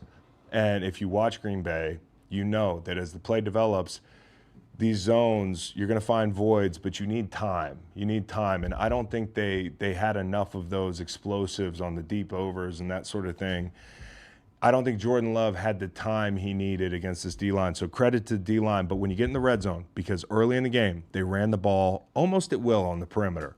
Like they were unafraid, whether it was 1 high, 2 high, they were not going to get scared out of running the ball, and it worked. But when they got in the red area, especially in the first half, okay, 3 times they got in play.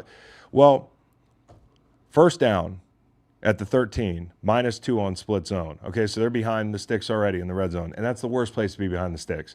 Okay, 3rd and 1 from the 14. This is the sneak down, right? So they get stuffed on inside zone and then the sneak. So 3rd and 1. 1st and goal from the 9. They run split zone, and Lenore, who played really well that drive. Remember, he knocked Love out of bounds. He came down on that RPO. He was a step early. He was a step early on that split zone. He beat the tight end to the spot.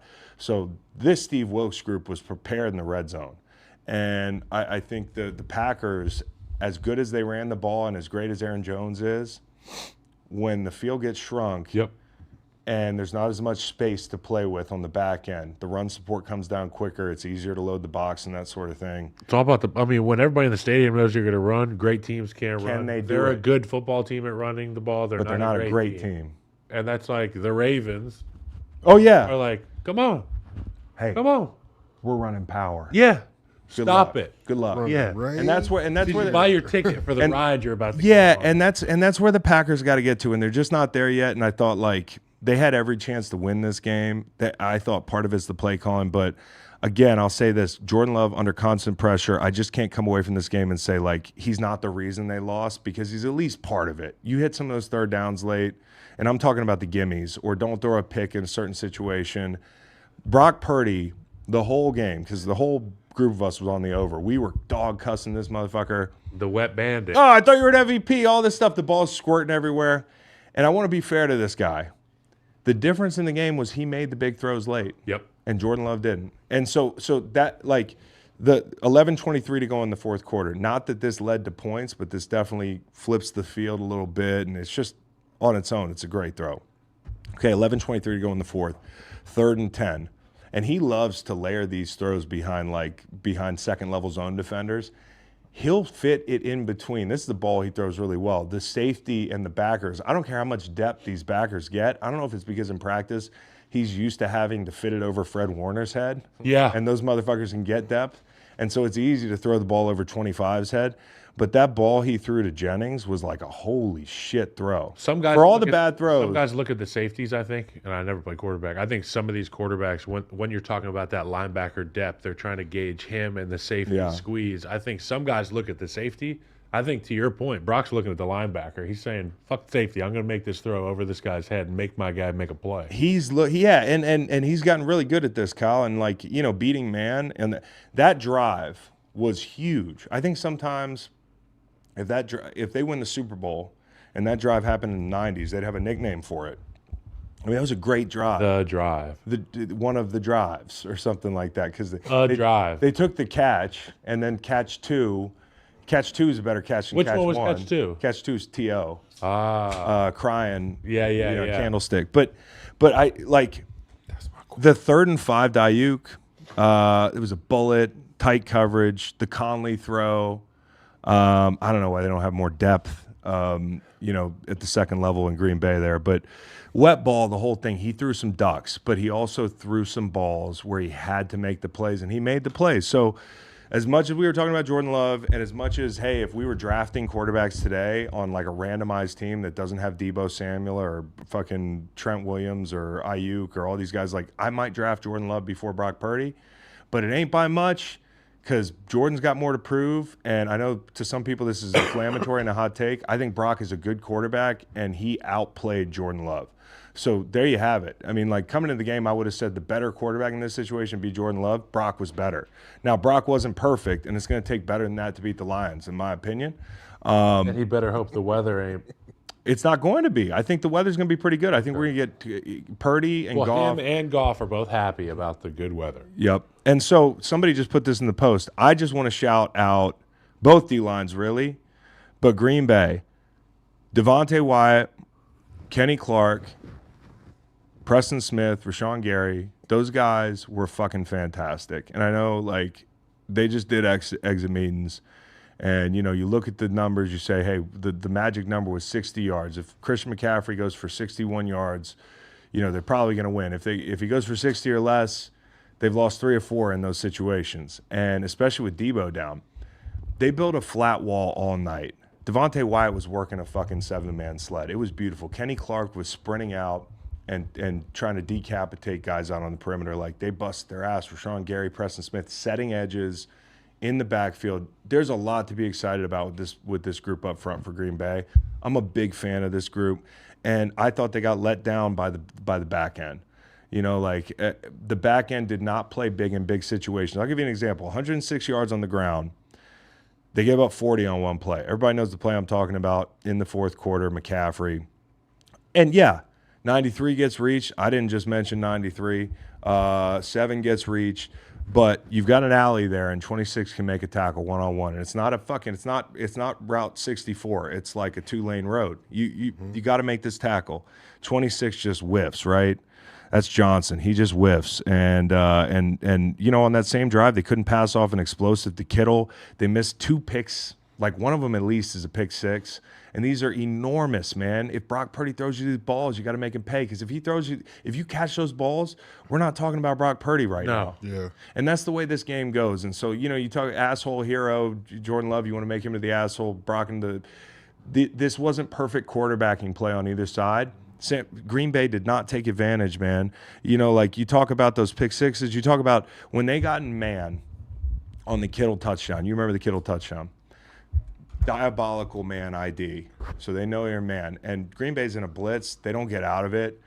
They run Kittle right across the field. And, you know, Savage is just standing there. He's flat-footed. Like, I know it's George Kittle, but can you run with George Kittle? Yeah. You know, like, I don't mean to make it too... These are the obvious ones. These are the obvious ones. You got to know if you're bringing pressure, like, the onus is on you. Your zone or your man, it becomes stretched out. Like, it's of the utmost importance. Yeah. And, like, on the last drive, the 3rd and 5 I talked about with Ayuk. I mean, Nixon gets beat inside on that one. Ayuk was pissed a couple times at Purdy. He was like, throw me the ball. Yeah, you might as well. Poor depth on the Conley catch. Like, Dropped a few, though. The back end for Green Bay just didn't play big enough. If you got a front like that, I would be, and I know some young guys stepped up for them this year, but to me, you wasted that group because they played really well. Last thing I'll say, Deebo Samuel, he's going to affect the outcome of this game either way on Sunday. And I just want to say this, all respect to Deebo Samuel. I'm a huge Deebo fan, okay? And this isn't a criticism because his body can only do what his body is capable of doing. Yeah. This guy plays the game with reckless abandon, and I fucking love it. But there is a wear and tear. Shoulder. There's a wear and tear. And let me just 5 years, I think he's played in 16 games or the full season one time. Okay. And he might miss another big one this week. He missed a big part of this game. He could have been the reason they lost. I'm not saying he's that good, you know? So I just remember when he was talking about, I want to get paid as a wide receiver and a running back. Well, like, you're getting some running back attrition now if you look at, like, Debo's body, and he you can't tell a guy like that not to play like Debo, because Debo playing like that is what makes Debo. That's all he knows. So I'm just saying, from a team building standpoint, that's a lot of eggs in a basket of a guy who might not be healthy in the biggest situation because he plays this way. Yeah, and I'm, you know, like, so, like, they have to have other answers. And to see see that as a competitor, I feel like I'm not as afraid of Debo going into this game if he does play, because of what you're saying. I wouldn't think that he would be throwing his body around in the same reckless abandon that he has been. Yeah. Because he would be trying to get through the game and be effective and those type of things. But Debo is he's sort of a, like, on-field bully. He's the guy that you kind of know, like, hey, we have to deal with him.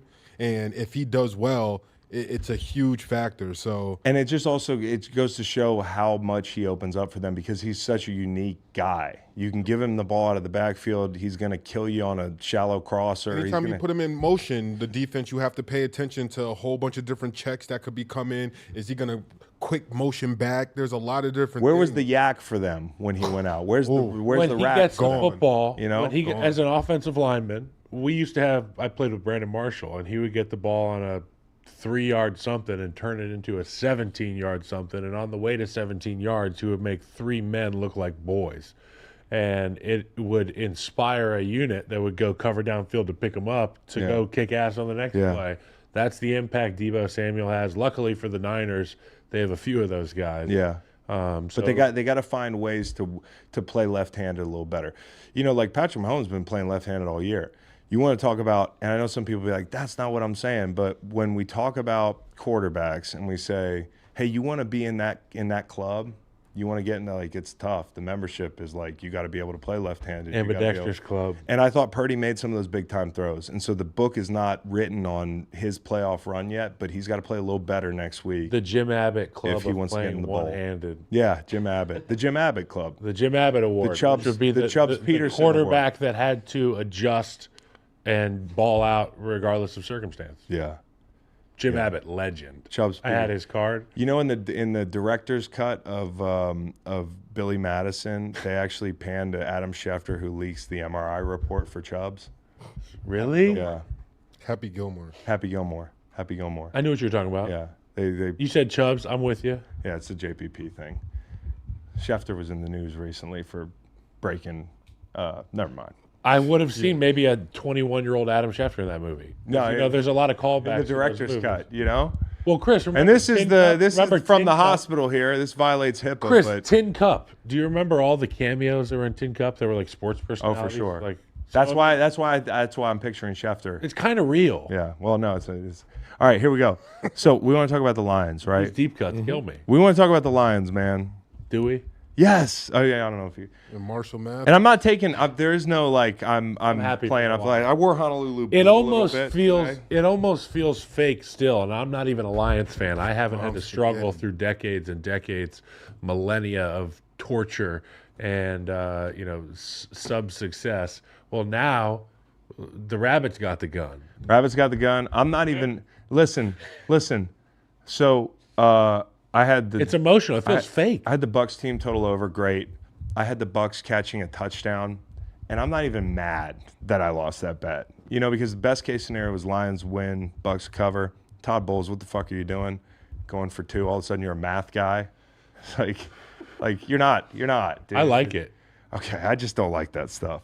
I don't, because there's the untold mental thing. I know you're going to tell me the math. If you have a 50% chance, No, it's of You can't be a math guy if you let the time run out at the end. that's the bro. so brutal. What are we can't- doing? How many seconds did they have? There were like 35 seconds to go. Bro, you They're can't shaking be a math hands. guy. You know, they probably told him, they were like, hey, they could have kicked a field goal there, and he was like, we're in the dome. They're not going to miss it. I don't know what he's thinking there. Like, He make the guy kick a field goal. He literally says we weren't going to come back from that, which is brutal. That is insane. It's right up there with after the game saying Baker's definitely done enough to earn a contract, and then like later in the transcript, he's like, I don't want to talk about Baker's next contract yet. Like Todd.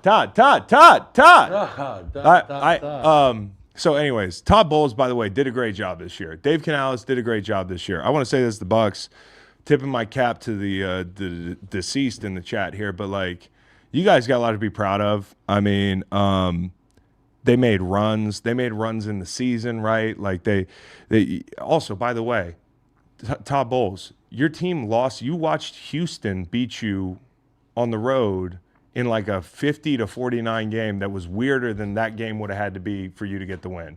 Like, that was more unlikely than you with 60 yards to weren't go. going to win. We weren't going to win. We weren't okay. gonna win. But they made runs. They made a run before the half when you thought they were dead. Okay. 17-10, they had that David Tyree looking play where Baker gets ejected out of a scrum of people and he's like, oh fuck, I got the ball. He hits Cade Otton, the great call to Rashard White in the red zone. Screen? The screen. That's so beautiful. It was beautiful. And that guy reminds me of Alvin Kamara. That's who it is. It's cool. I don't know if that's When he gets the ball, things happen. he kind of just Rashard White, the running back from the Rashad White. Rashad. He You gotta say it reminds like me you're of from he reminds me of Kamara. I was like sitting there during the game yesterday, like who do you think? And they showed a replay of him in slow motion. I'm like, I could overlay Alvin over this guy. I mean, he really is like.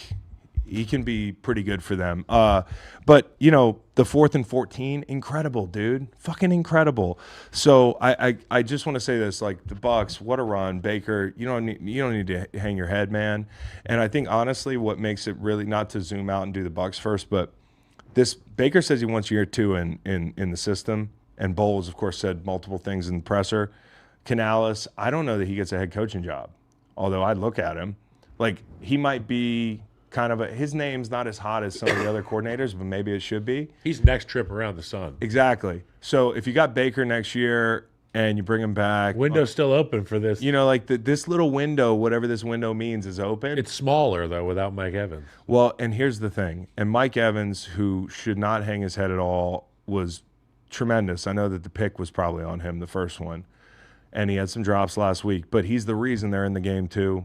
And he's everything you want in a dude on your team that plays a decade for a franchise. Like, he's that kind of guy that it's just no questions asked. You hang his number in the rafters, and everybody speaks on this guy with respect in Tampa. No matter where he goes next year, he has been awesome. And I think for somebody who's been on a team for a long time, who seems like really loyal, who says, I'm not going to throw a fit because we've got a quarterback issue.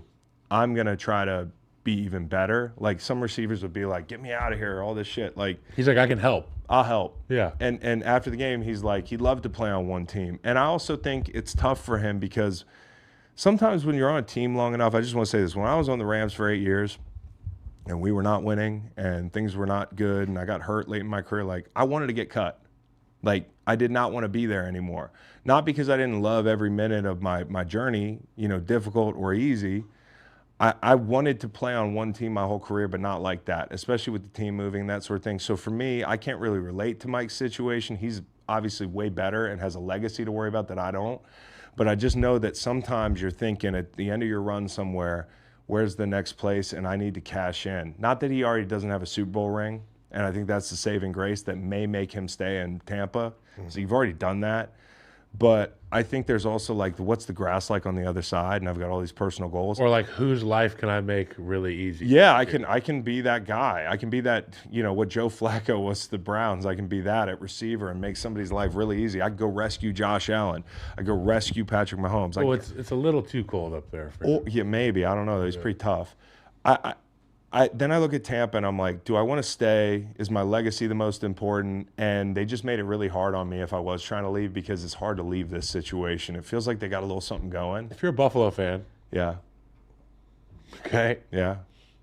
What if I say, we're going to send you Mike Evans, but you have to get a dome and No. get him for free? No.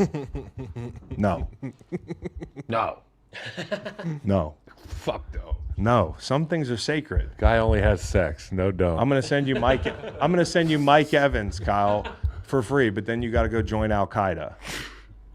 Okay? There's just some things you just don't do. All right. So That's a spot. anyways, I just have you seen their training camps? The pull-up bars. You'd have a lot of trouble getting under the fucking. All they have is monkey bars. You would have a lot of trouble. I don't think you can pass a physical. Shane goes, pretty cool, huh? Pretty impressive. You like that? See what we got? Yeah, I can't do Shane. He's too good at it. That's great. Okay. Getting back to the game for the Lions, Look how strong they are. listen. Two big chances for the Bucs in this game is what it came down to. If you're going to win this game, you had to get a turnover. That just never came for them. The Dean pick in the end zone would have been huge, and who knows how the game plays out from then. That's a big swing, right? Early in the game, and then the drive that they go up 31-17, and you kind of know if they go up 31-17, it's going to take a miracle, and the Bucs almost did it, right? Yeah. But 31-17. At the end of the drive, you know where they were in the middle of this drive, 3rd and 15, and they go to Amon-Ra St. Brown, and they hit it. He's a yard short of the sticks. He's too fucking strong. Him and his blue hair, Dude. He just drags the dude over the first down marker. He's and a bully. He is. He's a little bully. And then, because his dad's Mr. Olympia and shit. In the best way possible. He's not an I will asshole. say this, he's a prick. Yes. Yes. He is a prick. You know when I realized that? I want to play with him. I would love to play with him. He was on the podcast with his brother. Yeah. And you know how with you and me, if we were playing each other, I wouldn't want to go over the line because I don't want to get you too angry. Why don't they give Darnell Mooney the ball? He's just dogging him. He's like, doesn't give a what was fuck. the spread in that game? You guys why are you 13-point dogs? He's a prick. He's just fucking with his brother. And I'm like, damn, this dude is crazy. We love that. We love it. Throw pricks the ball. But more. if you remember the Rams game last week, what was it? I don't. Well, it was Detroit with a chance to convert on 3rd and very long. I think Goff threw the ball backwards, and they have a chance to get the ball back with better field position. The Rams do if they could just get off the field on 3rd and long, and they convert. And like the balls of this team, not just to convert in those situations, the explosiveness, but their attitude. Never say die. The 2nd and 8, they're throwing the ball. They're just not like they just have stones. And I thought Ben Johnson and Aaron Glenn had really good games. You talk about coordinators interviewing and it affecting them. Evidently, this didn't affect them.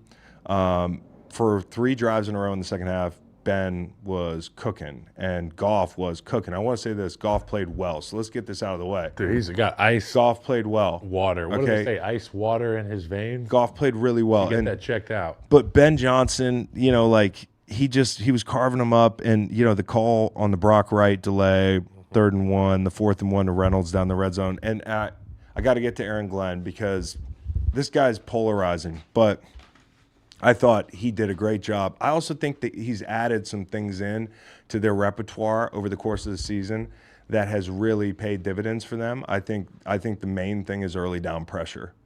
And if you watch them lately, they create a lot of negatives on 1st and 2nd down to get teams behind the sticks, especially if you're seeing teams that run play action, that sort of thing. In the first half alone, the Bucs, 3rd and 17, 3rd and 18, 3rd and 15. These are 3rd downs they had. And it comes because 2nd and 9, you get a sack on the edge. They bring pressure. 1st and 10, you get an edge play action pass sack. In the second half, I thought one of the biggest plays of the game, you come out of the half tied 10-10, you're going to get the 2-for-1. You got all the momentum, right? You could quiet this place. They get to the 40-yard line, plus 40, okay? It's 1st and 10. No, it's 3rd and 4. And they, Detroit brings 6 guys up the line. It's a really funky look. There's 3 men down. There's 3 guys mugged up. So it's not like your normal 4-2 mug. Spinner look. It's a spinner look. And is that what you guys call it? You guys call it spinner look. We don't call it anything. We're just like, there's a bunch of motherfuckers mugged up. Everybody fucking just run around. Everybody just run around. We don't know anything. And I'm like, watch all of them. But there were 6 guys up. You rush 3, you rush 4, you drop 2, and you come up with a sack in that situation. 2nd and 10, late in the game, they give up -4 on an edge pressure. That puts them in 3rd and 14, and then the pick on 2nd and 5 late in the game. That's also early down pressure. And so I know it's saying a lot, but I'll boil it down. Aaron Glenn, early down blitzes, and we've seen guys like Melon Fonwu come on, who you're like, he likes sending this guy. Weeks 1 through 10, Aaron Glenn, early down blitzes, 26%. Weeks 11 through the divisional round, 38%. So that's a big jump. Especially with a number like 24 to 38. You guys know how math is, okay? It's basically like 33% is what they've jumped in the past few weeks here. Like, they are bringing pressure on early downs, and I think it's intentional. I think he's doing a good job. And they had the competitive advantage at the tackle spot or at the edge of their, let's just say Aiden Hutchinson has the competitive advantage in that game. Well, one thing that they're going to do is they're going to say, we're going to let him do his thing. Hey, hold on, Tim Lee. Why don't you leave it to the fucking professionals? Because go look at 3rd and 2, 3rd and 9. Go look at the pick that he threw late in the game. Tim Lee said, bro, if you watched the game and thought Purdy outplayed Love, I have no idea what you're watching. I have access to all 22 and watched the game in real time. I watched it twice last night. Go watch the game in the second half and tell me who played better, who made bigger throws. Tim, leave it to the professionals, brother. So Aaron Glenn heating up Baker Mayfield on early downs. One thing that's going to do, if you've got 6 guys that are potential rushers within 3 yards of proximity to the line of scrimmage, we have to account for all of them. If you drop 2 of them, I may be looking at the wrong guy for the first half step of my set. Not only am I going to be wrong on my prediction, now I have to get my technique and get set for this one-on-one that I have with Nate. I'm looking at Nate comes. I'm in a bad position, and they've already got – and we can't help Aiden because now we've got these internal pressures. Yeah. And that's the onus that Aaron Glenn puts on that Bucs protection scheme. And it's tough because they are a team that will turn their back and run play action. And you know, like if they're off schedule, as explosive as they've been, you don't want to be in 3rd and 17, 3rd and 18, 3rd and 15. So while I don't think Baker played that bad, it's just that those mistakes. And, you know, one of them is a drop on Mike Evans, basically. But the other one late in the game is an early down blitz where he threw the ball to Derek Barnes, of all people. And this is an asshole hero story. Because you remember the Dallas game, he whiffed on Dak in the end zone, and they go down to score, and people are saying, like, that's the play, right? There's a few plays in that game, but that's the play. And if you look at what was on the line, you're thinking you might not get a home game because of this. You might not get that second home game. You might, like, they get the home game anyways, and Derek Barnes goes and wins the game at the end of the game on a tremendous play. So, like, kudos to him for actually like making up for his mistake. And it's another Dan Campbell thing, just having the ability in these situations to lock in and be fearless. I thought the Bucs had 2 big chances. They couldn't get it done. And once Dean was out late, McCollum was kind of getting picked on. Here's a question. Is Laporta the best tight end in the NFL? Yes. Yeah. Yeah. I think he might be. Yeah. Somebody in the chat's going to have an issue But with it, as I'm we sure. know, like with Pro Bowl and All Pro, sometimes you have to do it for a year to earn the next year's recognition. So I think going into next year, we're going to see a whole lot of Sam Laporta, But we just regardless of how we they have to finish. talk about how freaking durable he is, because for the injury he had took and everyone like maybe thinking the worst, Yeah. just the way it looked on site, and for him to be back and to be moving like none of that happened. And if you watch guys, It's incredible. who tackle him, how they just kind of like stop. Like he gets tackled, but if you watch the defenders when they do tackle him, it's like they're sliding off of him, like after the initial contact and hit, and which makes me like believe that he's so solidly built. He's also obviously a Like when good the route Packers were runner. trying He's to smart. tackle McCaffrey. Yep. They just glancing blow after glancing blow. Here's what makes him good. Great at the catch point. So if you get man, this guy's got a big body. He really does catch the ball away from his body. Like he's a trustworthy catcher of the football. He understands zone. I think he's good in scramble drill. Like there's nothing in the pass game that guess what? He actually is interested in blocking. Yeah. So like there's very very few guys that you can even say that about. And for Kelce having a down year and Kittle kind of having a relatively down year, I guess I'd have to look at the numbers, but he's not playing like he played 4 years ago. Like Laporta doesn't have any drops, I don't think, this year. Laporta's fucking awesome, dude. Yeah. And I think we should start talking to him about him like that. Like he is maybe the best tight end in the league right now. And it's not like quarterback where, you know, you don't want to jump out of the gym, but like it's a position player. The guy's played better than almost anybody this year. We said it on this show about like 10 weeks ago. We said this is a guy who's knocking on the front door of He's knocking on the door. whoever's name it is in the driveway you want to say. He's knocking on the door. He's got keys. And you couldn't get enough pressure on Goff. I mean, even with bringing the pressure, I thought, you know, like he shredded zone. They won the catch point versus man. Like they won the 50-50 balls. And then you come into this week, you know it's going to be different because, you know, San Francisco can get pressure with 4. And so, like, you talk about beating this Lions team. If you can get pressure with 4, it could be a long day. Now, having said that, I just don't want to make any bones about it because I know the preview show is going to be later in the week and we're going to pick locks. I don't care if Steve's listening or if Macon, for once, listens to the show and wants to take my pick. I already bet the Lions last night. And I know some people say, hey, that's a lot of points. It's not if Debo's not playing. How many is it? It's 7. San Francisco -7. Yeah. If Debo's not playing, that line's going to move.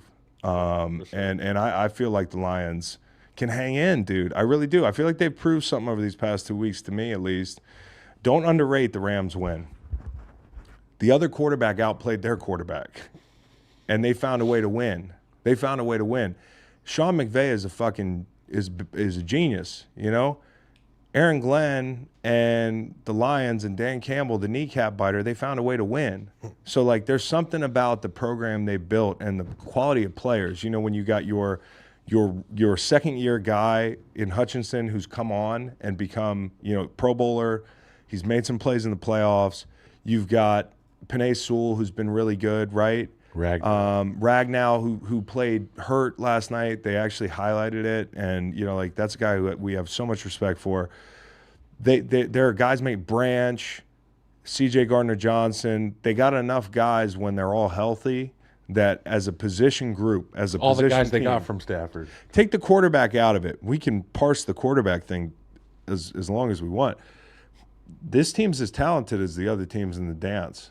I mean, And it's physical. Baltimore's another level. Baltimore, I think, has as much as just the physicality and talent, and then San Francisco's just got loads of talent. But they're as talented as Kansas City. They've got talent in spots that some of these other teams don't. You can't count Detroit out just because they're 7-point dogs here. I think they're going to be able to run the ball.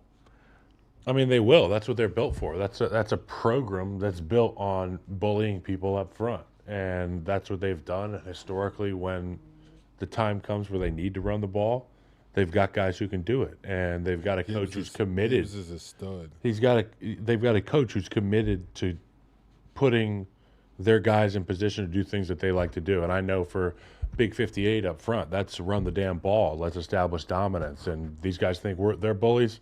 Let's put it into our first 15. Let's show them what we got, and maybe take a shot down the field as well somewhere sprinkled in. Yep. I think it's going to be a fun game, man. I cannot wait to watch both these games. We already previewed both these games. The Lions and Niners, 7 points and 51.5. It's an identical total to what we just got last week. Here's the difference. The Lions can run the ball. I'm on the Lions. Okay, I'm on the Lions. I think I'll probably go over. But, Kyle, I'm going to put like a Kia on the Lions. I'm not saying Kia, like maybe a used Kia, like a pretty used Kia. I earned a Bird scooter. I don't even know what Lions the resale. week. Did you earn a Bird scooter? Mm-hmm. Nice. You're getting addicted. No. It's coming I'm for sprinkling. you. It's coming for you, like me, like everybody in the chat. All these Like people are seasoning. addicted to gambling too. We're all degenerates in here. You know what's bad? I've been starting to bet hockey a lot Nice. because there's not anything else to bet on these weeknights, and we're just looking ahead. Yeah. And I have a take that hockey is the toughest sport to covertly bet, because if your wife can hear the puck sound on your phone, she knows you're betting hockey. Yep. There's no reason that I'm watching the Senators and the Habs at 10 p.m. on my Try phone. betting motocross. Yeah. Yeah, but at least your wife's like, oh, Kyle What's likes the motocross. line? And I like hockey, but if it ain't the Blues playing, I know we're gambling on the game, so you hear the little puck and the sticks, and everybody in the house knows. I got to watch it on silent. By the way, You're addicted. yeah, for sure. At least I know it. You know what I'm saying? There are worse addictions to have. Yes. This can be a good one. This can be a good Win. You can win. You know, some of these other addictions, there's no win. They're just You trying know? to reach enlightenment. Chris. All right, so The eightfold path. Those that what it is? Little Caesars look ahead to championship weekend delivered by Little Caesars, and you want to say what Little Caesars is also going to deliver? Yeah, us? make Little Caesars the official pizza sponsor of the NFL, part of your game day. Order online during the Pizza pregame all day on NFL game days and Pro Bowl Sunday, and get ready for some football fun. Choose your favorite Little Caesars pizza or pick the toppings you crave. Either way, you win. And speaking of winning, everyone scores with the convenient delivery of our in-store pizza portal pickup. So grab some friends and enjoy a few slices during the game. Pizza. all right. Moments. All right, moments. Let's get to the moments. Best flight. I'll go The first. moments. This is where the show gets good for those of you in here who are like, what's up with this show? I'll go first. Best flight. Yeah. The first dozen flights of beers that Jason Kelce crushed. Flight? Yeah, that's what they call them at establishments. You can get a flight of beers, like a round of beers. You know, Really? what I'm saying? Like the best flight. I was trying to. Check on this. I mean, you might be right. Usually a Like- flight is like different. A stare. Yeah, So it's you're a- it's tasting like a different sample. ones. I'm sure he had samplers. It's like a Beer flight. Beer flight. Yeah, Yeah. best flight. Why the fuck they call it a beer flight? Because you're getting a little. It's flying over to you. They go, Because you start going. here's your poison. Yep. It's not poison. That's not my if it's best Miller flight. Lite. It's quite literally poison. No, not if it's Miller Lite. Well, if you don't enjoy it responsibly, which we did warn It can you be poison. about. Like the Fireball the other Who's night. your best flight, Chris? Fucking Fireball. I had 4 shots of Fireball. I'm 38 years old. gross. Okay? Grow up. Gerard Mayo's like 37. He just got hired to be the head coach of the New England Patriots. I'm ripping Fireball shots. Fucking Shane Steichen's 37. That one threw me for a loop, Kyle. Jeez. Do you Danny think of me as Almonte is younger 40. or older than Shane Steichen? Probably the same. Really? Yeah, the same. I guess I just look at myself like a man baby internally. You are. You know? We're just man babies. Just a bunch of big man babies out here. Okay, let's Like talk that about guy it. from Buffalo crying in the stadium. Oh, that poor guy, dude. I was just like, my sitting there, turn. I'm trying to count my winnings, and I'm like, this sucks. You know? You know? His only saving grace is that he covered his eyes, so he can't. You don't really know. He could just be dejected. No, but then his Yo, face his friends came up, know and he was exactly upset. who that He was upset. The best was when we were streaming and that happened, and Nate just pointed at him and said, "Viral! You just went viral." Oh man. He did. All right, best flight, Kansas City, right? Yeah, it has There's only one team that had a good flight. worst Okay. flight. Worst flight's The going to be flight of the football that Tyler Bass hit. yeah. It flew like a bat. Oh my God, dude, that thing was just Fairbairn's kick too. It was incredible. When you see one of those things go sideways, golly. You're just a little guy with little hands. You know, like a minute ago, you were like maybe a hero. And then you're just back to being like, it's almost better to be a little guy with little hands that nobody knows than be a little guy with little hands that people are like, man, that little guy with little hands just let down all the big men. I like Forever. Scott Norwood's watching and just looking at his hand like, is it small? Is it small? I don't know if Scott Norwood's alive. Ooh, fuck me. Yeah, fuck you indeed. Save all things that I'm gonna say. All right, and then the worst flight. Scott Norwood alive. Okay, he's good. Oh! Scott, I don't fucking dude. Scott Norwood, comeback Scott. player of the podcast. Scott, you need to let it go, man. You need to let it go. Tyler Bass, if like for sure, you gotta let it go. Okay, you gotta let it go. The Bills got to the Super Bowl a few more times now, and they look like shit in those Super Bowls. And you didn't miss any kicks, did you, in those Super Bowls? So you need to get over it, man. I know it's been a heavy load, but Tyler Bass just took it off you. So those are the worst flights. Okay. I'm gonna do. No, the worst flight for me is Jason Kelce, because he is fucking hungover today. I guarantee it. That guy's hurting, and you know how a hungover flight is. There's just nothing worse. I've never been on Taylor Swift's spaceship, so maybe there's like anti-hangover. You think he had to technology there. fly? Do you think they just dropped Do you him think off he in had Philly? to? Like they shackled him? And they were Maybe best flight. like, get you fat bastard. Get on this thing. yeah. Jason's like, I don't want to go. Ah! The party's not Yeah. I'm over. not fucking going. Guys, volume. There's He was picking up 3 people in the children. chat that are First, he sensitive to loud he noises. busted out of the suite. Oh, Okay, he busted out of his containment. And he went down. And he was picking up children and making sure they got a view of the suite. Mm-hmm. Like that's we got a presidential election. A view coming up of pretty Taylor pretty Swift, soon. not the suite, bro. They wanted to see Taylor. Yeah, Those well, you girls. know what? They're Bills fans. They care about football. They've never seen a suite. Maybe he was trying to give them an opportunity. Nice one. I'm serious.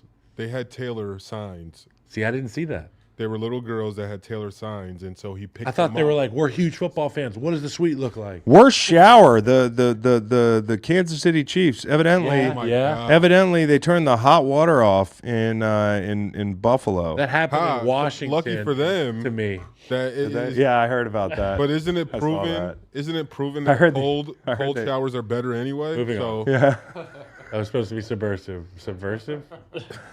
What'd you say? I said, isn't it proven that cold showers are better than Yes. hot showers and cold plunge? So Yeah. haha, the Yeah, joke haha, on they're them. recovering. Yeah. Haha. Like haha, we got That's a the good win, point. and, We win. and you're helping us on early That's a good point. recovery for next week. That was a good point.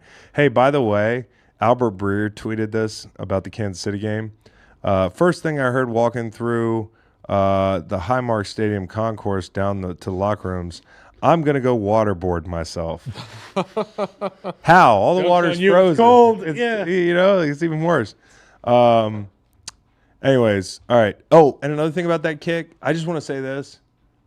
Go ahead. This is my STL Memorial Award. I'm just skipping ahead. Okay, skip ahead. And then we'll come back. My STL Memorial Award goes to the guy with the John 3:16 sign in Buffalo, because as many times he's held that sign up, I think he's thinking one of these days Chris Long is going to look up John 3:16 and get the message. And I haven't done it yet.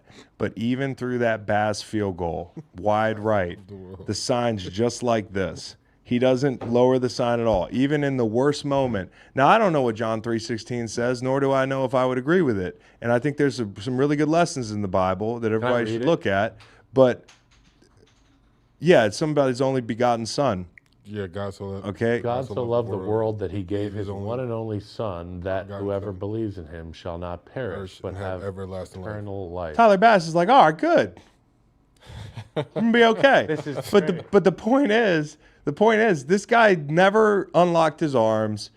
He said, "Hey, John 3:16 for all you miserable motherfuckers at home." Okay, here it is.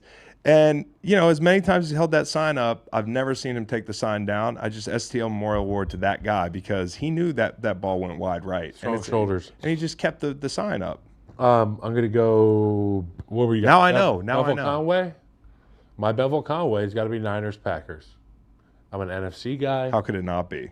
I'm an NFC guy. I went out there and played at Levi's. It's awesome. Obviously, I know the Packers well. I just think that this is not the last time we're going to see Matt LaFleur and Kyle Shanahan coaching against each other. So it was nice to see those two jersey combinations, classics in the league, stuff we love. It brought me back to 1998 or whatever the hell I was feeling, but it was nostalgic.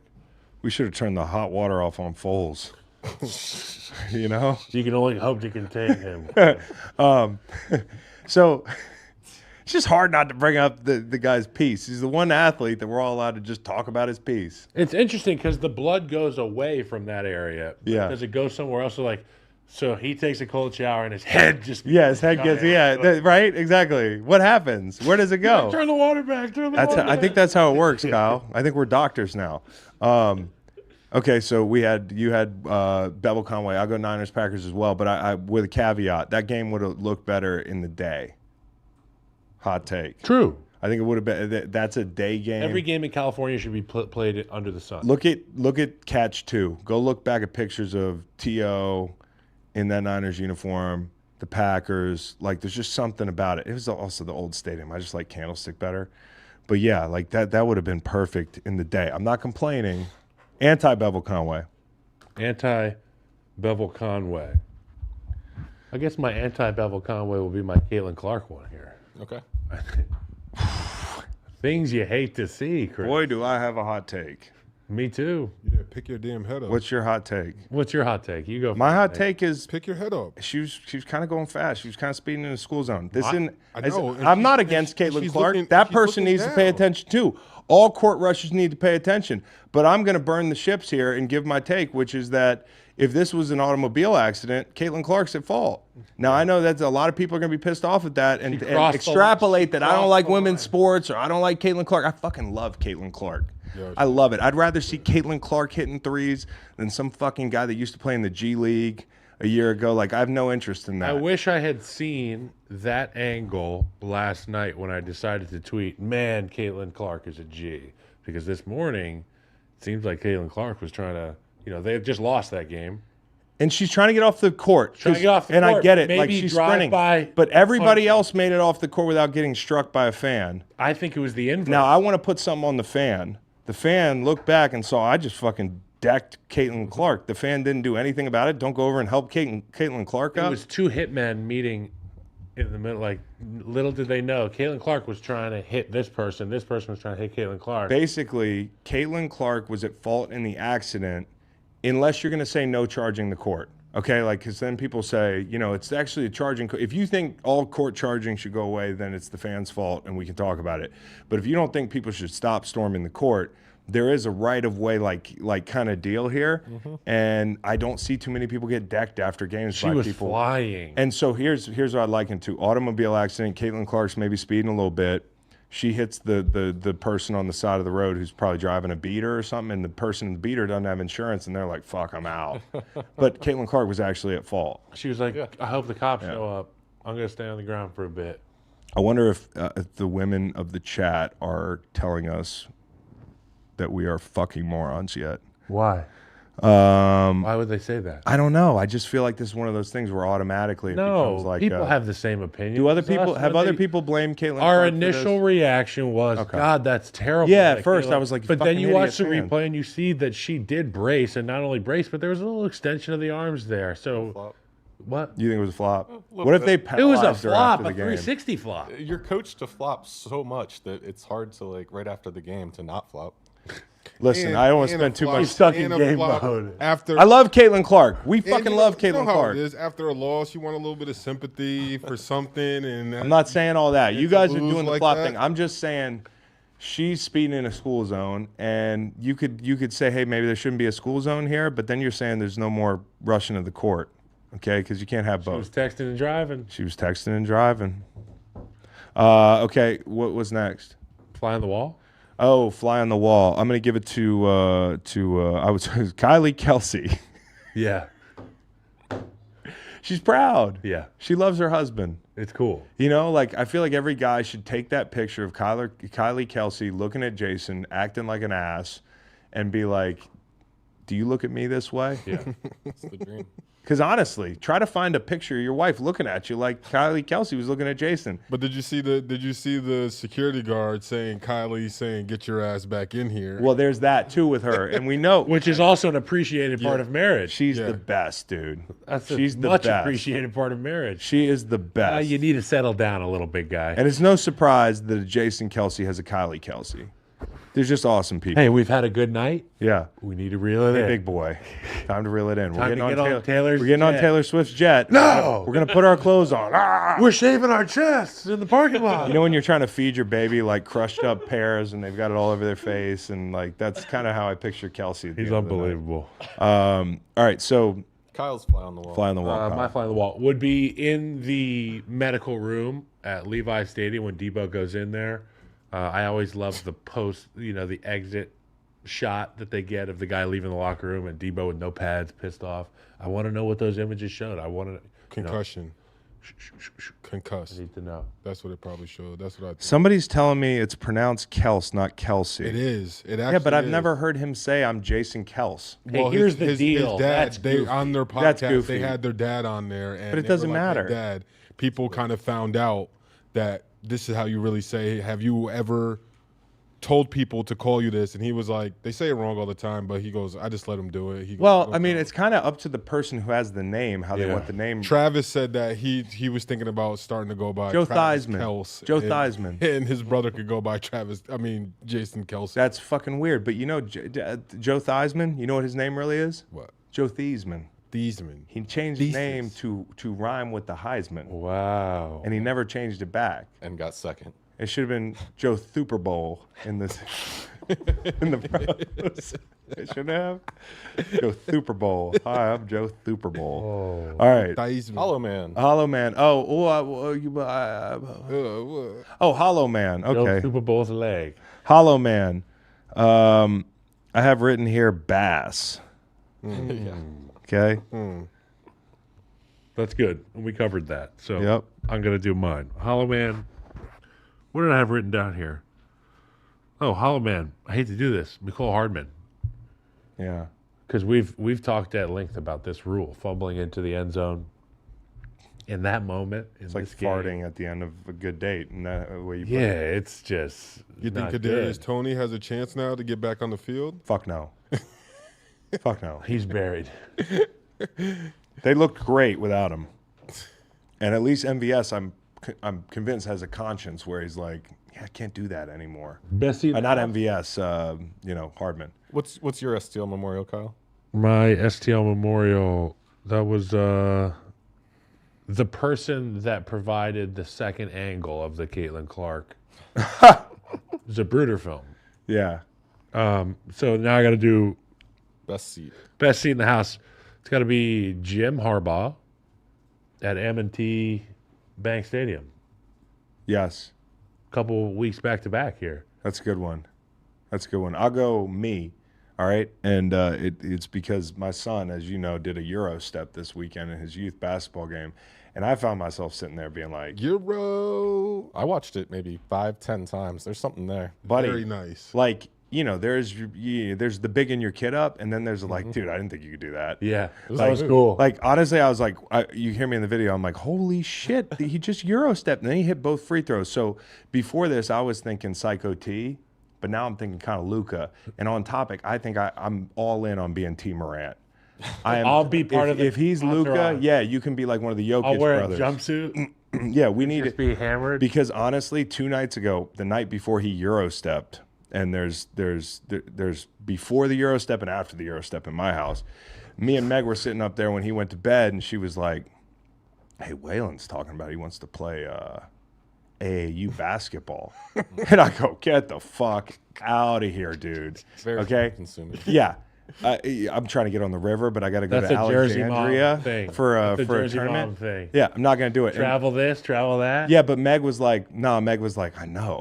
It's a lot. and then he went out there and fucking Eurostepped, and I'm kind of like, well, maybe we start with Call that City coach. League. Maybe we start with City League. You go get, if you can show me that you can go out in City League and get punked by a bunch of public school kids, then maybe I'll send you to Alexandria. But that's like, you got to do that first. And the funny thing about City League is the last time he asked to play in City League, he thought that meant you go play like Washington, D.C., like your city plays D.C. and It's a cool thought. He was like, we get to represent Charlottesville, in the City League. That doesn't really work that really way. cool. What happens is you go to practice, and these kids from the schools where they don't pay tuition are going to bully you into being either a good player or never wanting to play AAU again. Yep. That's right. God, that's such a galvanizing moment. It in a is. young athlete's It is. career. It is. Me, didn't even feel it. I was so in the clouds, I just scored on the wrong basket. The public school kids didn't get to me. I just couldn't score on the right basket. I remember the first time I was around public school kids. It was like halftime at a high school game, and we were out there shooting. Like all the little kids are out there shooting, and I got a rebound, and I passed the ball to a kid, and I was like, "Pass me the ball now." He pump faked me. It's fucked up. Dude, one time, And I was like, "Why does he keep doing that?" one time when I was playing pickup, And I was like, "Fuck these kids." this kid walked up and was like, "Hey, pass me the ball." And we passed him the ball, and then he just took the ball and walked off. He went home.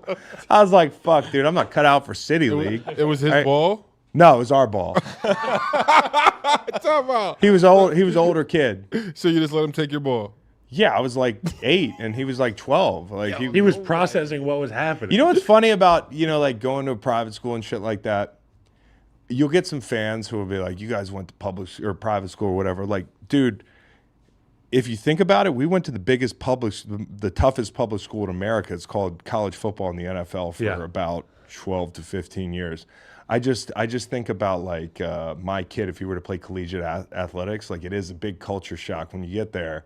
And all of a sudden, like dudes are just a little bit tougher than the kids you've been playing with. You either So it rise is to the good. occasion, Yeah. or like you said, you find a professional business venture that you're You're like, I do think Manhattan sounds good next Yeah. summer. And guess what? If you decide to do the Manhattan thing, awesome. Waylon, I ain't paying for shit. Yeah, the Hamptons seem cool. Get ready to sell your wares or something. Get a fucking Etsy account. No, the kid can play a little bit, and I'm super proud of him. I love the dude. He works his ass off. And he was on the Bills last night. He was on the Bills, unfortunately. And my for man him. Luke, he was riding with Patty. Luke changes his team at halftime, whoever's winning. All right, so Ball. Last one. game ball. Jeez. Lamar Jackson. Lamar. Game ball. Who played the best in the biggest game? Jahmyr Gibbs. I'm gonna give it to Travis Kelce, Kyle. Huge. Travis Kelce all year has been like, people have been like, what's wrong with him? Is it He almost Taylor had 2 Swift? more Is touchdowns. he washed? Is he old? No, it's playoff time, and my man with his beard, and you got to watch out for guys that are growing sudden beards. I said this on the live stream yesterday. If you have sudden facial hair or a change in facial hair or a change in your haircut, you get into a Lego man situation where you just switch the top out with something totally different. I think something's identity going thing. on. There's something going on, so you just got to watch for that. Me, I shaved accidentally. Kyle, you notice this? I cut my mustache too low. You see that? I did the same thing last It's week. fucking pencil thin now.